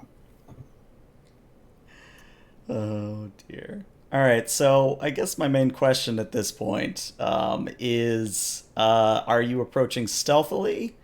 Yeah, I was about to say Um, Sarah May would make sure everybody keeps low profile as she heads them, and like she's not going to lead them head on. She's going to lead them around the outskirts of the crashed vessel, or she would want to. I don't know if anybody would object.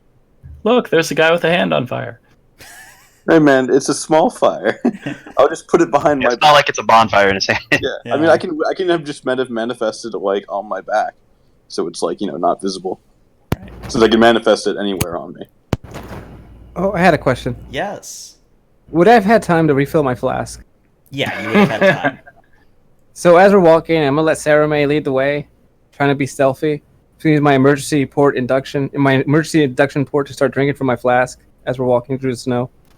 Noted. You better be drunk by the time we get inside. That's the goal. You're gonna be If pissed I if you're can't not. remember, if I can't remember the cold, it never happened. Oh Lord. All right, how I We so all deal have with my our own trauma. ways. I can like heat you guys up on the inside if you just let me stare at you for like 5 seconds. It'll probably kill you, but Kerr Seth. it'll heat you up. I don't want you inside of me. No offense. phrasing. Oh Lord. All right. Well, a little bit serious. All right. So I guess well, I'm not gonna have you roll because their passive awareness is absolute dog shit. And unless and you I throw around like Hey, 9 so extra stealth. So why don't we just go ahead and have you roll once, and as long as you don't score a complication, you're fine. would it be survival or stealth for this? I What kind would of apply? say more stealth. What are we rolling for? I am leading you around the outskirts of the ship instead of head on. Yeah. I want to use a raft point to make a narrative declaration Okay. What is that declaration? that there is a weaving low path that is heading in that general direction that we can take. Okay. Sure enough, there now is a path. Poof. And I'll say that'll give you 2 bonus dice on your stealth check.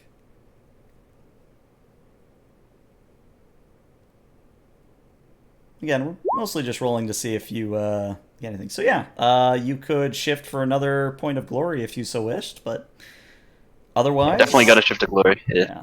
Otherwise, I'm going to say that you guys are very sneaky. With Sarah May at the lead, you guys are able to get up within, we'll say, 50 meters of these ganger individuals. And my question is, at this point, do you attempt to take them out stealthily? Do you attempt to lure them away? What's the play? I would actually Fire like shield. to use sight and sense to see if there's any warp shit going on. All right. Go ahead and roll Cough, your psychic cough. mastery. Cough, cough, right behind you. Well, besides that, it's it's focusing all around. I sense a psyker. He's behind me. Oh no! Oh god, it's an ambush. What's the DN on it? Too. It's pretty easy to activate. All right, yeah. So, you open your mind to the warp, you feel around a little bit, and yeah, the only warp thing you're detecting is the fire that is on Kerr Seth. If her eyes glow briefly, but they subside, and she looks back around, and she nods to everybody, just not says anything, but it's a general feeling of it's okay. So wait, how many of them were there? You're seeing 4 at the moment. Hmm. In fact, if you give me a moment, I actually will be able to put you on a generic combat page. Well, now that we're here, I don't really see any point to being stealthy. Why don't we just go up there and kill them all? I want to Call spend the the last Emperor. raft point. Is that what you all say? Yes. As much as I hate to admit it, Yes, I for am him. not equipped for stealth. Guys, I want to use my last raft point for a narrative declaration. Okay, what is this declaration? There's a bunch of promethium barrels in between these guys that we can easily shoot. Well, I did say that they were crowded around barrels of fire, so this is... We need that promethium for the rhino though. I'm sure there's more. Uh, I'm sure there's more. If there's promethium out here, there's got to be some more in there, right, guys? They wouldn't gather it all in one spot, but Sarah May can use her little sniper rifle and shoot it and go bam, boom, boom. definitely While could. I am, what is it? Cautious that they might not have more. I do really want to see this explode Well, why in don't we? character. Yeah, why don't we just step back a little bit and then Karame can show off her sweet ranger skills. Yeah, so I've... Okay, but if she misses, I go next. I've thrown us on a generic map. We'll be using this for any combat that does not have a specific map, but you basically have a surprise round on them. So feel free to go ahead and do your roll if you so wish. Definitely. She sets up on the snowbank, looks down the sights of her long rifle, aims for a moment, and then fires at the barrels. Okay. I'm going to say that this will be a called shot. So I would make the target a medium-sized target. And that means that this is now a difficulty 5. Is she taking the wait. aim action? Use the glory. Use the glory. I don't need to use glory. It's okay. Gonna miss now. Now that you said that. Nah, she knocks it out of the park. Woo! So, yeah, out of curiosity, how much of that are you shifting to either glory or to damage? Well, I do 10 plus 3d by itself because of the sniper quality.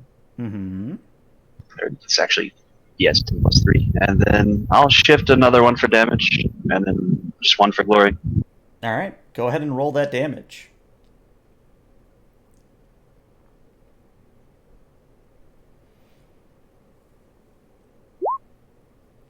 All right. Wow. So that is 2 extra. So what is that, 12, 13? I think so. Anyway, it's over 10. That's all that matters. If you could go ahead and hit the button to roll on a table.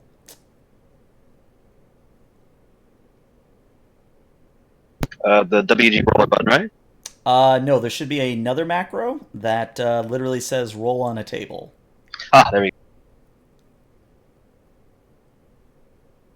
63. All right, so narratively, here's what happens. You line up your shot, and you take a masterful, shot onto the barrels. And the barrel just, it lists a little bit, and every the 4 individuals just kind of look over at it. And then all of a sudden, there is a geyser of promethium that jets out across all 4 individuals, and the flames are such that they emoliate on the spot, and as they do, gore begins to rupture from them, as if this promethium is very literally burning out any corruption that might be contained within. And body parts, I mean, these people are literally disintegrating before your eyes. There are several remains of body parts just strewn across the area, but they're effectively all dead. They are super dead. She stands back up. I'm sure the barrel of her weapon is just smoking in the cold. Mm-hmm. Death by fire is purest. Holy Emperor, I dropped my flask. Well, Were you I believe drinking our on the bandits are taken care of now. I'm sure everybody knows we're here. Let's go before we lose the element. Let's make use of our surprise. All right. I She agree. stows her rifle and pulls out her shuriken pistol. Okay. So, there's a couple ways to go about this. You can either just sort of charge into the ship and, try to find your way. Or you can take a little bit of extra time and be stealthy or cautious about it. It's just which you would prefer to do, really. Let's do both. Some of us can run in, like me. All I right. say, I think we can just all run in. I think storming is effective with the surprise we have. That explosion probably. Yeah, we did just give away the whole stealth thing. Yeah, we have to act like shock troops at this point and just, blindside them. It was Can't really very take our cool. time. It was very cool. I got my rifle out, ready to rock and roll. All right. So, you guys are going to charge on in, and I'm going to preemptively put us on this map, and I'll explain what you're seeing. So, not this map, but this map. And hopefully I did dynamic lighting properly. You guys should be at the very bottom of the map. You all should have your own sort of cones of visibility. And what happens is you charge up to the opening in the ship, and you followed a kind of broken corridor down towards what seems to be what would have been the enginarium of this ship before it went down.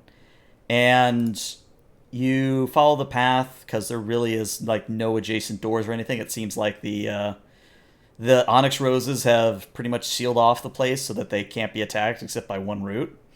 And eventually, you pass through an ajar door and find yourselves in a wide open atrium. There's several alcoves on either side of the space, and the overall distressed metal and lingering scent confirms that this was probably where the orcs used to eat. And waiting for you at the far end of the area is a group of gangers, a single purple-colored orc, and a rather well-dressed individual that is seated on a couch. And as you sort of step inside, the gentleman that was on the couch sort of stands up and begins slow clapping, and he says, I was wondering when you would show up. And as he gets a little bit closer, about right there, you would have been able to, at this point, compare his features to ones on record. I would say this is something you would have figured out before you got here. But this is very much Lord Ghost, the individual you are looking for.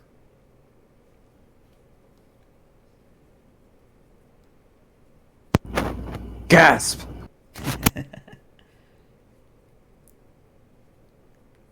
Here I was willing to give him the benefit of the doubt.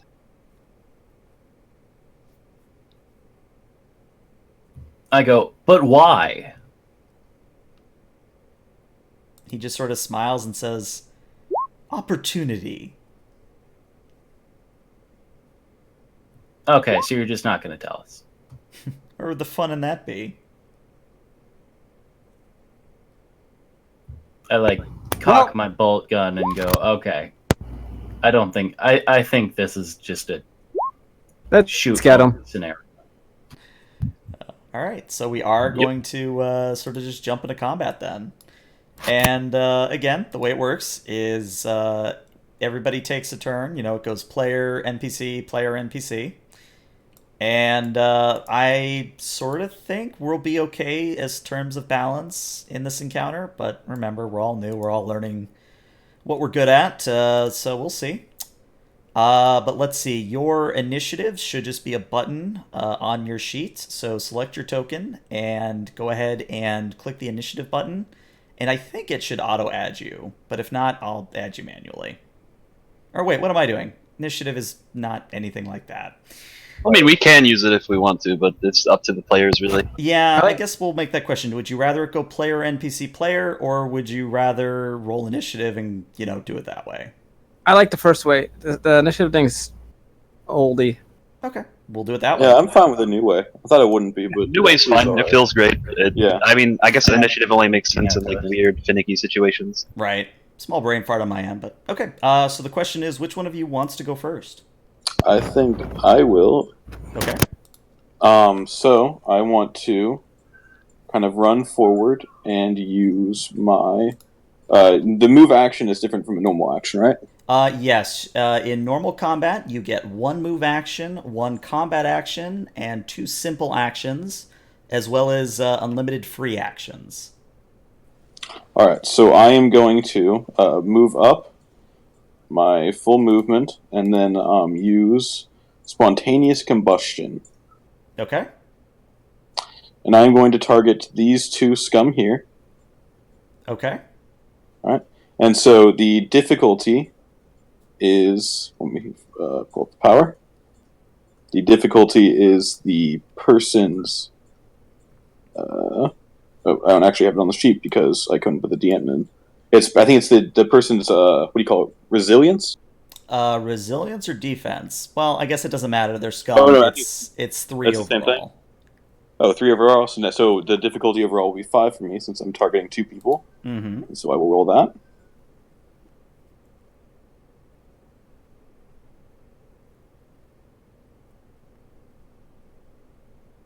Ooh. Well, do you want to spend a point of wrath to re-roll? You can also use glory to add dice. Could do that too. Yes, I will add. I'll add some dice. You have to do it all at once, so you can't do it piecemeal. You have to decide how many you want to do right now. Okay. How much glory do we have? 4 at the moment, but we'll get more, I'm sure, the way we've been rolling. All right. So yeah. So I'll add another 2 dice, I think. Okay.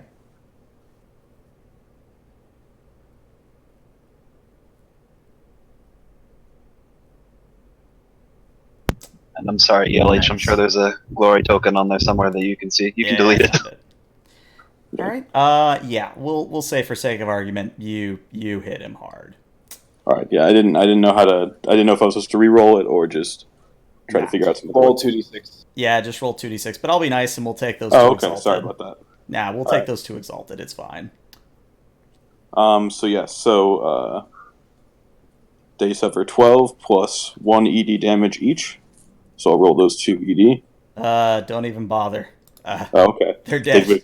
They're dead. All right. They, I don't know. Would you, as I said to everyone at the beginning of the session, you can either describe how they die, or I can do it. All right. Well, based on the power's description, basically, Kerr Seth will saunter forward, and his eyes will kind of glow, and like small bits of fire will leak out of them, and then suddenly will vanish, and the scum themselves will suddenly burst into flames. All right. And, they scream and writhe in agony, and they try stop, drop, and rolling, but it's not working. And they run into the table a few times, and the table catches fire, and it's just not a good day for anyone involved. And within short order, their charred husks fall to the remnants of the table on the deck plates. Kerr Seth is just going to give a look of disappointment. I expected them to last a bit longer. Well, A pity. we're going to say up next is going to be the orc's turn.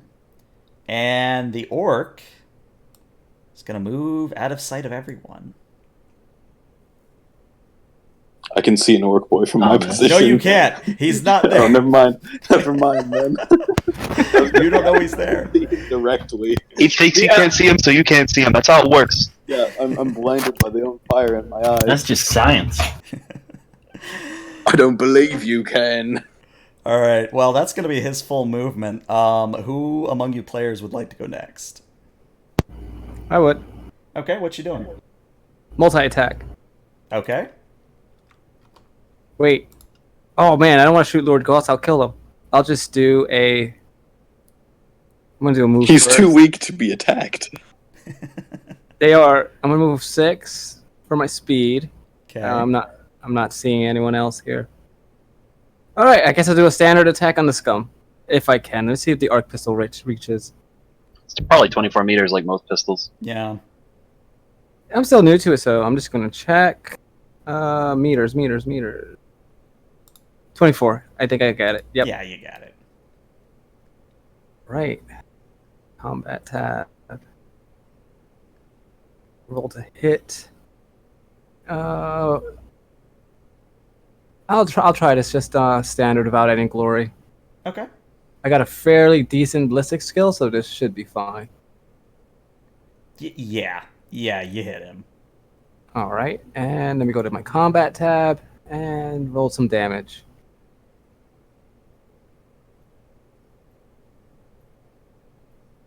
Nope, wrong one. There we go.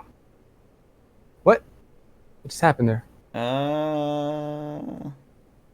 It looks like it didn't roll the damage. It just Yeah, has didn't the roll the DRAB. damage. It's like 16 plus 1 ED. He's pretty dead. Yeah, he's dead. Like, Yeah. he is super Oh, dead. I know what happened. The ED was on negative, and if it's in negative, it doesn't roll right. Ah. Well, Oh yeah, with the armor penetration of weapons, should I put it in as -3 or just as 3? whichever. It should just be a text field and shouldn't affect anything.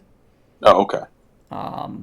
But yeah, Huh. with a 14 damage, Biff, you kill the scum. Would you care to describe how the scum dies?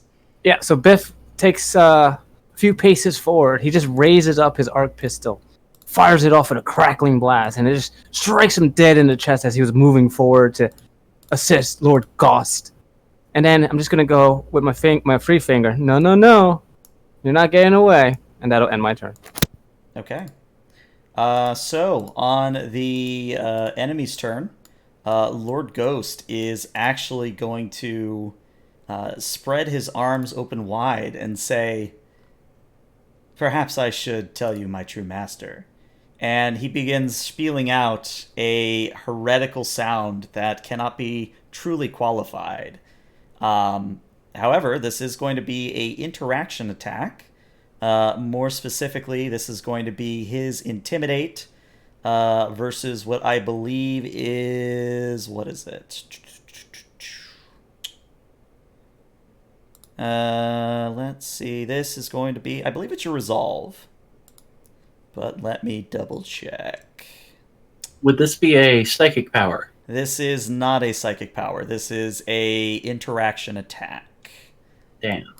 I actually get bonus to. I need to actually use this. Yeah, let me The see. bonus to one. What is the opposed? Must be able to clearly see and hear the character, which you can. Here it is. The DN of the attack is the foe's opposing skill or resolve, whichever is higher. So yeah, either your intimidate or resolve, whichever is higher for you. Does that intimidate only include the skill or plus the willpower? If you do it on your sheet, it should auto include the willpower. Okay, then yeah, I think that should be higher than my resolve. All right, so just tell me what that number is. I'm going to roll 1, 2, 3. Actually, let me check ranges here. Yeah, he has to move up to do this, so he'll move up to here. But yeah, that's going to hit all of you. I'm just going to roll 5 times, and we'll see what happens. All right, so using the generic roller, there's 7 hits. We'll start to the left and go down. So that's 7 versus Kerr Seth. For my intimidation, it's a total of 7. Okay. I believe tie goes to the attacker, maybe? Let's check.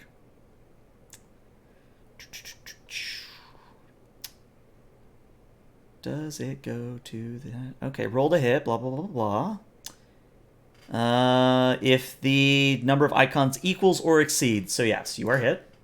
Oh, damn. Does he have a specific ability that lets him interact, attack all of us? Yep. Okay. Ooh. Sister, you're fine. Okay. Well, that's true. I'm assuming that you have greater than a 4. Sorry, what are we testing against? Either your intimidate or your resolve, whichever is higher. Well, my intimidate is definitely higher. Okay, yeah, then you're fine. Sarah May, a 6 versus your defense. I fail. You fail? Okay. And we'll do Delta. I think you have more than a 3, yeah?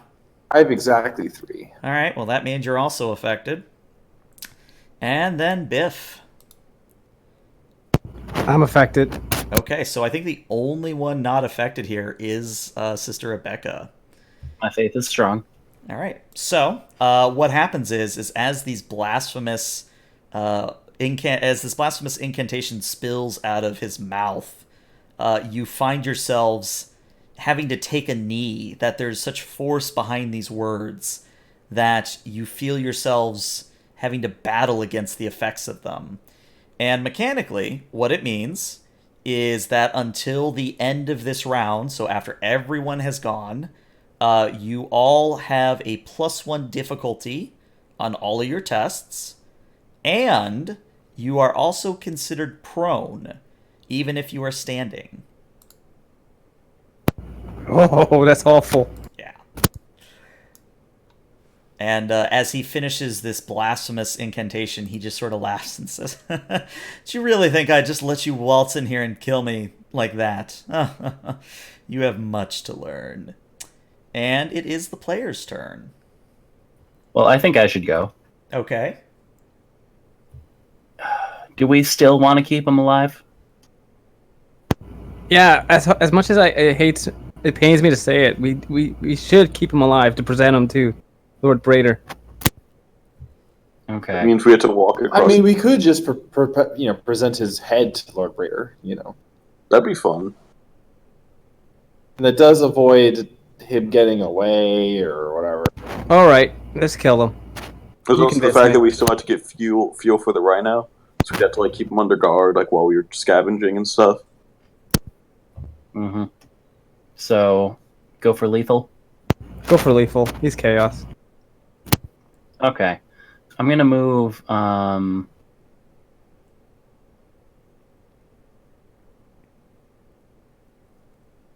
Let's say to here. Does that? No, that doesn't. Now you gotta reselect the mouse tool. Oh yeah, that's it. Right there. Okay. Is that table in the way? This one here? Yes. No, you could shoot over it, no problem. All right. Then I will, take my bolt gun and go. I am gonna shut you up, and then I shoot at him. Okay. Your difficulty number here is a 3. So he's actually pretty easy to hit. Okay. Okay, well, 4 successes is all you need. Sounds good. So now damage. Yep, now we do damage. Use some glory. Make sure he's dead. So I can use glory to boost the damage I do. Add bonus Just dice, have to add it all at once. You can't do it piecemeal. All right, and we have 2. Mm-hmm. I'm gonna use both. Okay, so you're rolling 2 bonus dice. Okay. That's just actually 2 flat damage. So that's that's the first, and then so wait, do I roll 2d6 for that bonus? No, it's 2 flat damage for glory. Is it 2 flat? All right. Yeah, it's something I did not note down in my notes. All right, well, we'll go with it being flat. So that's 3 damage. All right, so that's 10 no armor pen? Yes. Okay. Let's just say you're going to kill him, but I'm going to let you describe how he goes down. Okay, I'm thinking I'm going to shoot him, and it's going to hit him right in the mouth and drill straight through out of the back of his head and then explode. Mm-hmm. So it takes most of the back of his head off, and he makes kind of like a rattling, choking, gurgling sound, and then just falls flat on his face. Noted. He is super dead. All right. So, on what would be the enemy's turn, you just hear. Well, Kerr Seth, you would hear from over yonder in this direction to the west on the map. You hear some scum coming up to you, but then you hear, wait, that's nope, and you just hear scum running the opposite direction. Nice. And at this point, all that is left is either Sarah May and Delta Epsilon. So which one of you would like to go? I'll go. I'll just move forward and try to look for this orc that ran into the rafters. Okay.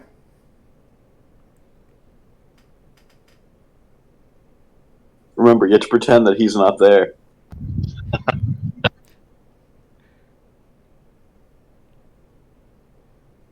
All right.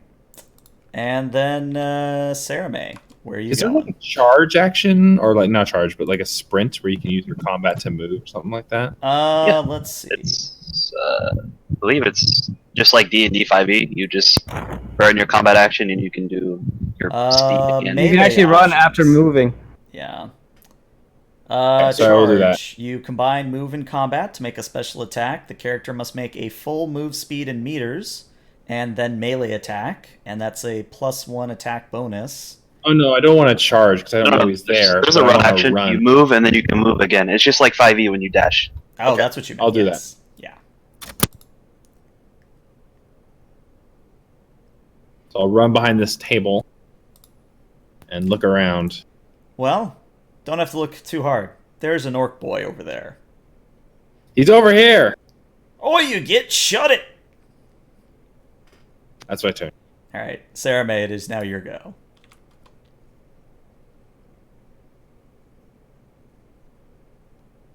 Uh-oh, did we lose Sarah May? No, I'm here. 1 second. Okay. She's got 8 speed, so she's pretty fast. I'm going to. One second, I have to see my actual. Is each square like 2 meters or? Just one.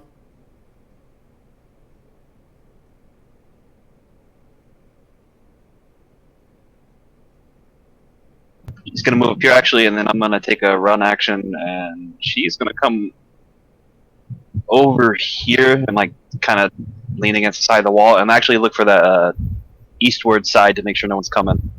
Okay. So that means we come around to the top of the order. It is now the Orc Boy's turn, and he is quite literally going to step up to Delta Epsilon, toss the table out of the way, and will attempt to hit you with his choppa. So let's see, what is he rolling? You know what, I wonder if I can do it from the sheet. Let's see if I can do it from the sheet, because that would save so much time. No, of course, they changed my sheet to not an NPC anymore. Oh, good, no, I can convert it back and it'll work. Okay, good.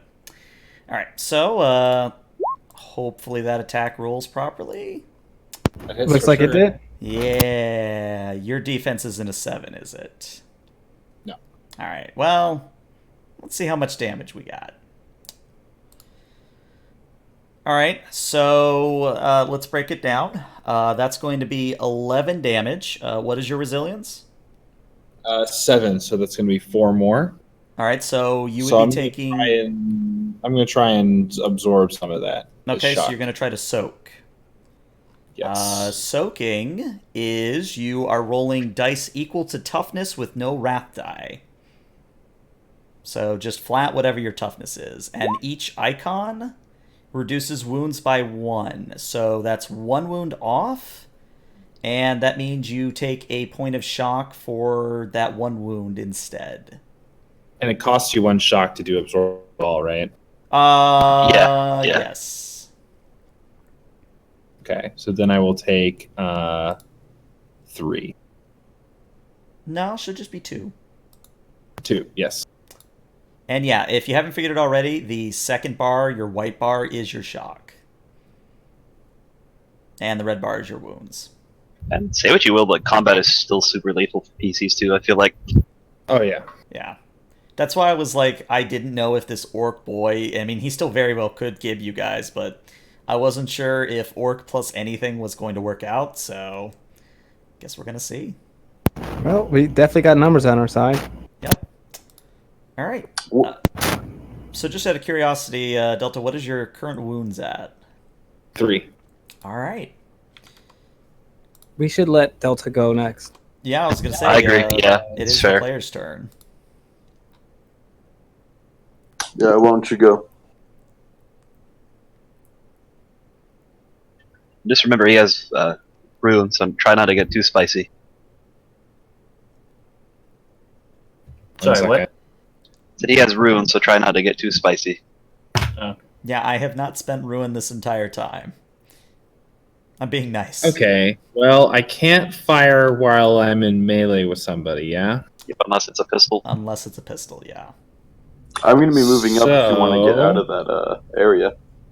I'm going to... Is there like a disengage action I have to take, or do I just move Yep, away? it's just like 5e. So basically, Disengage. yeah, you just use an action to retreat, and you can move up to your speed. Doing that. That's it. Okay. All right. Well, as action economy shows, it is now Kerr Seth's turn.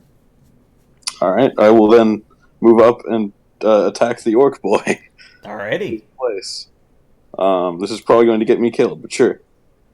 All right. Well, the good news, you only have to hit a defense of 3. Yay. Roll my weapon skill. Why don't we just hire this guy? His boss is dead. Well, you got the 4 you needed. Mid combat. So now go ahead and let's do the damage on your weapon. Oh, you're using the Agonizer Whip, yeah? Yes. All right. So minus sorry, I rolled it 3. twice. That's fine. Let's see. We'll go with the first one. So that's a grand total of 8 damage, and it takes off 3 resistance. 3 armor. So you pull out your whip and you use it in great effect against the orc, but Orc just seems to sit there and laugh at you like he's tanking it like via shock. Like he does not care. He also takes 3 shock. Oh, he also takes 3 shock? Well, Yeah, in it's that one case, for Agonizing every quality, wound, man. all right. Yeah, for every wound given, it's 1 shock. It's pretty powerful. In that case, the orc is not so haughty. He seemingly is on his last legs, which is odd to see for an orc. Like, one more agonizing hit, he's down for good. Or one point of shock, he's down. I'm gonna, as Kerr Seth does this, he's gonna say, "Well, why don't you just come work for us, old orc? I've always wanted to work alongside one of you, and well, your boss is dead. Is he conscious? Oh, yeah, he's still conscious. He's barely conscious." Why don't we make this a social test? Because I find it funny. Kerr Seth, do you have persuasion? I do. Why don't you go ahead and roll me a persuasion? And I'm going to say the DN I'm going to keep hidden, since you don't have any glory that you could shift anyway. But with a freaking 10, Oh boy. the orc boy just sort of, he drops his arms away from like a defensive stance and says, "Your boss, is he hard?" Oh, very. "Right. Long as you not crump me, I will work for you." Well, I'm not one to crump a man on my side. At this point, we're out of combat. Damn. I brutally hit someone, and then I brought them over to my side. This is great. To be fair, I'm sure Orc will respect that. Oh yeah, orc would respect that tremendously. Mm-hmm. But yeah, the field is yours. What would you guys like to do with it? I go, you got a name, boy? I do, and it's insert name here. I'll get you one by next session. Okay. Sarah May would like to tuck her pistol back into her coat and actually do some investigation around the area. Okay. Do we want to we- get Lord Ghost's head? Should probably take that too. Can we Just the fade top the- half, though. I think the lower half is a bit. Yeah, just literally just the head is all we really need, and then I'll just loot the body. I'm just Can we gonna say fade to black here? Is this a good stopping point? It yeah, is. I was just gonna say we're gonna do some quick wrap-up actions, and then we'll call it. I just want Biff to run off down the hallway at the end of the session without stopping, letting everyone else do everything. Okay. That way, those other scum don't get away too fast by the next session. Gotcha. Okay. Let's do one last roll. Sarah May, if you would care to roll your investigation. I'll help her. I'm gonna make this a DN of 5.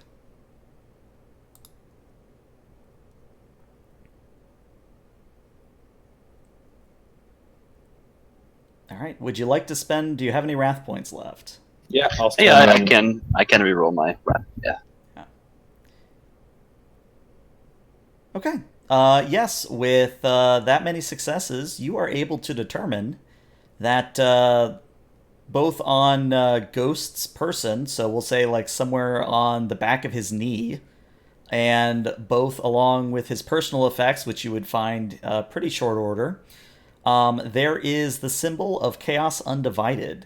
It does not seem to be dedicated to any particular god, but you're also noticing a data slate which is encrypted, but that is something you will have to work on between sessions. All right, so Well okay. Any other actions people want to have on record before we draw the stream to a close?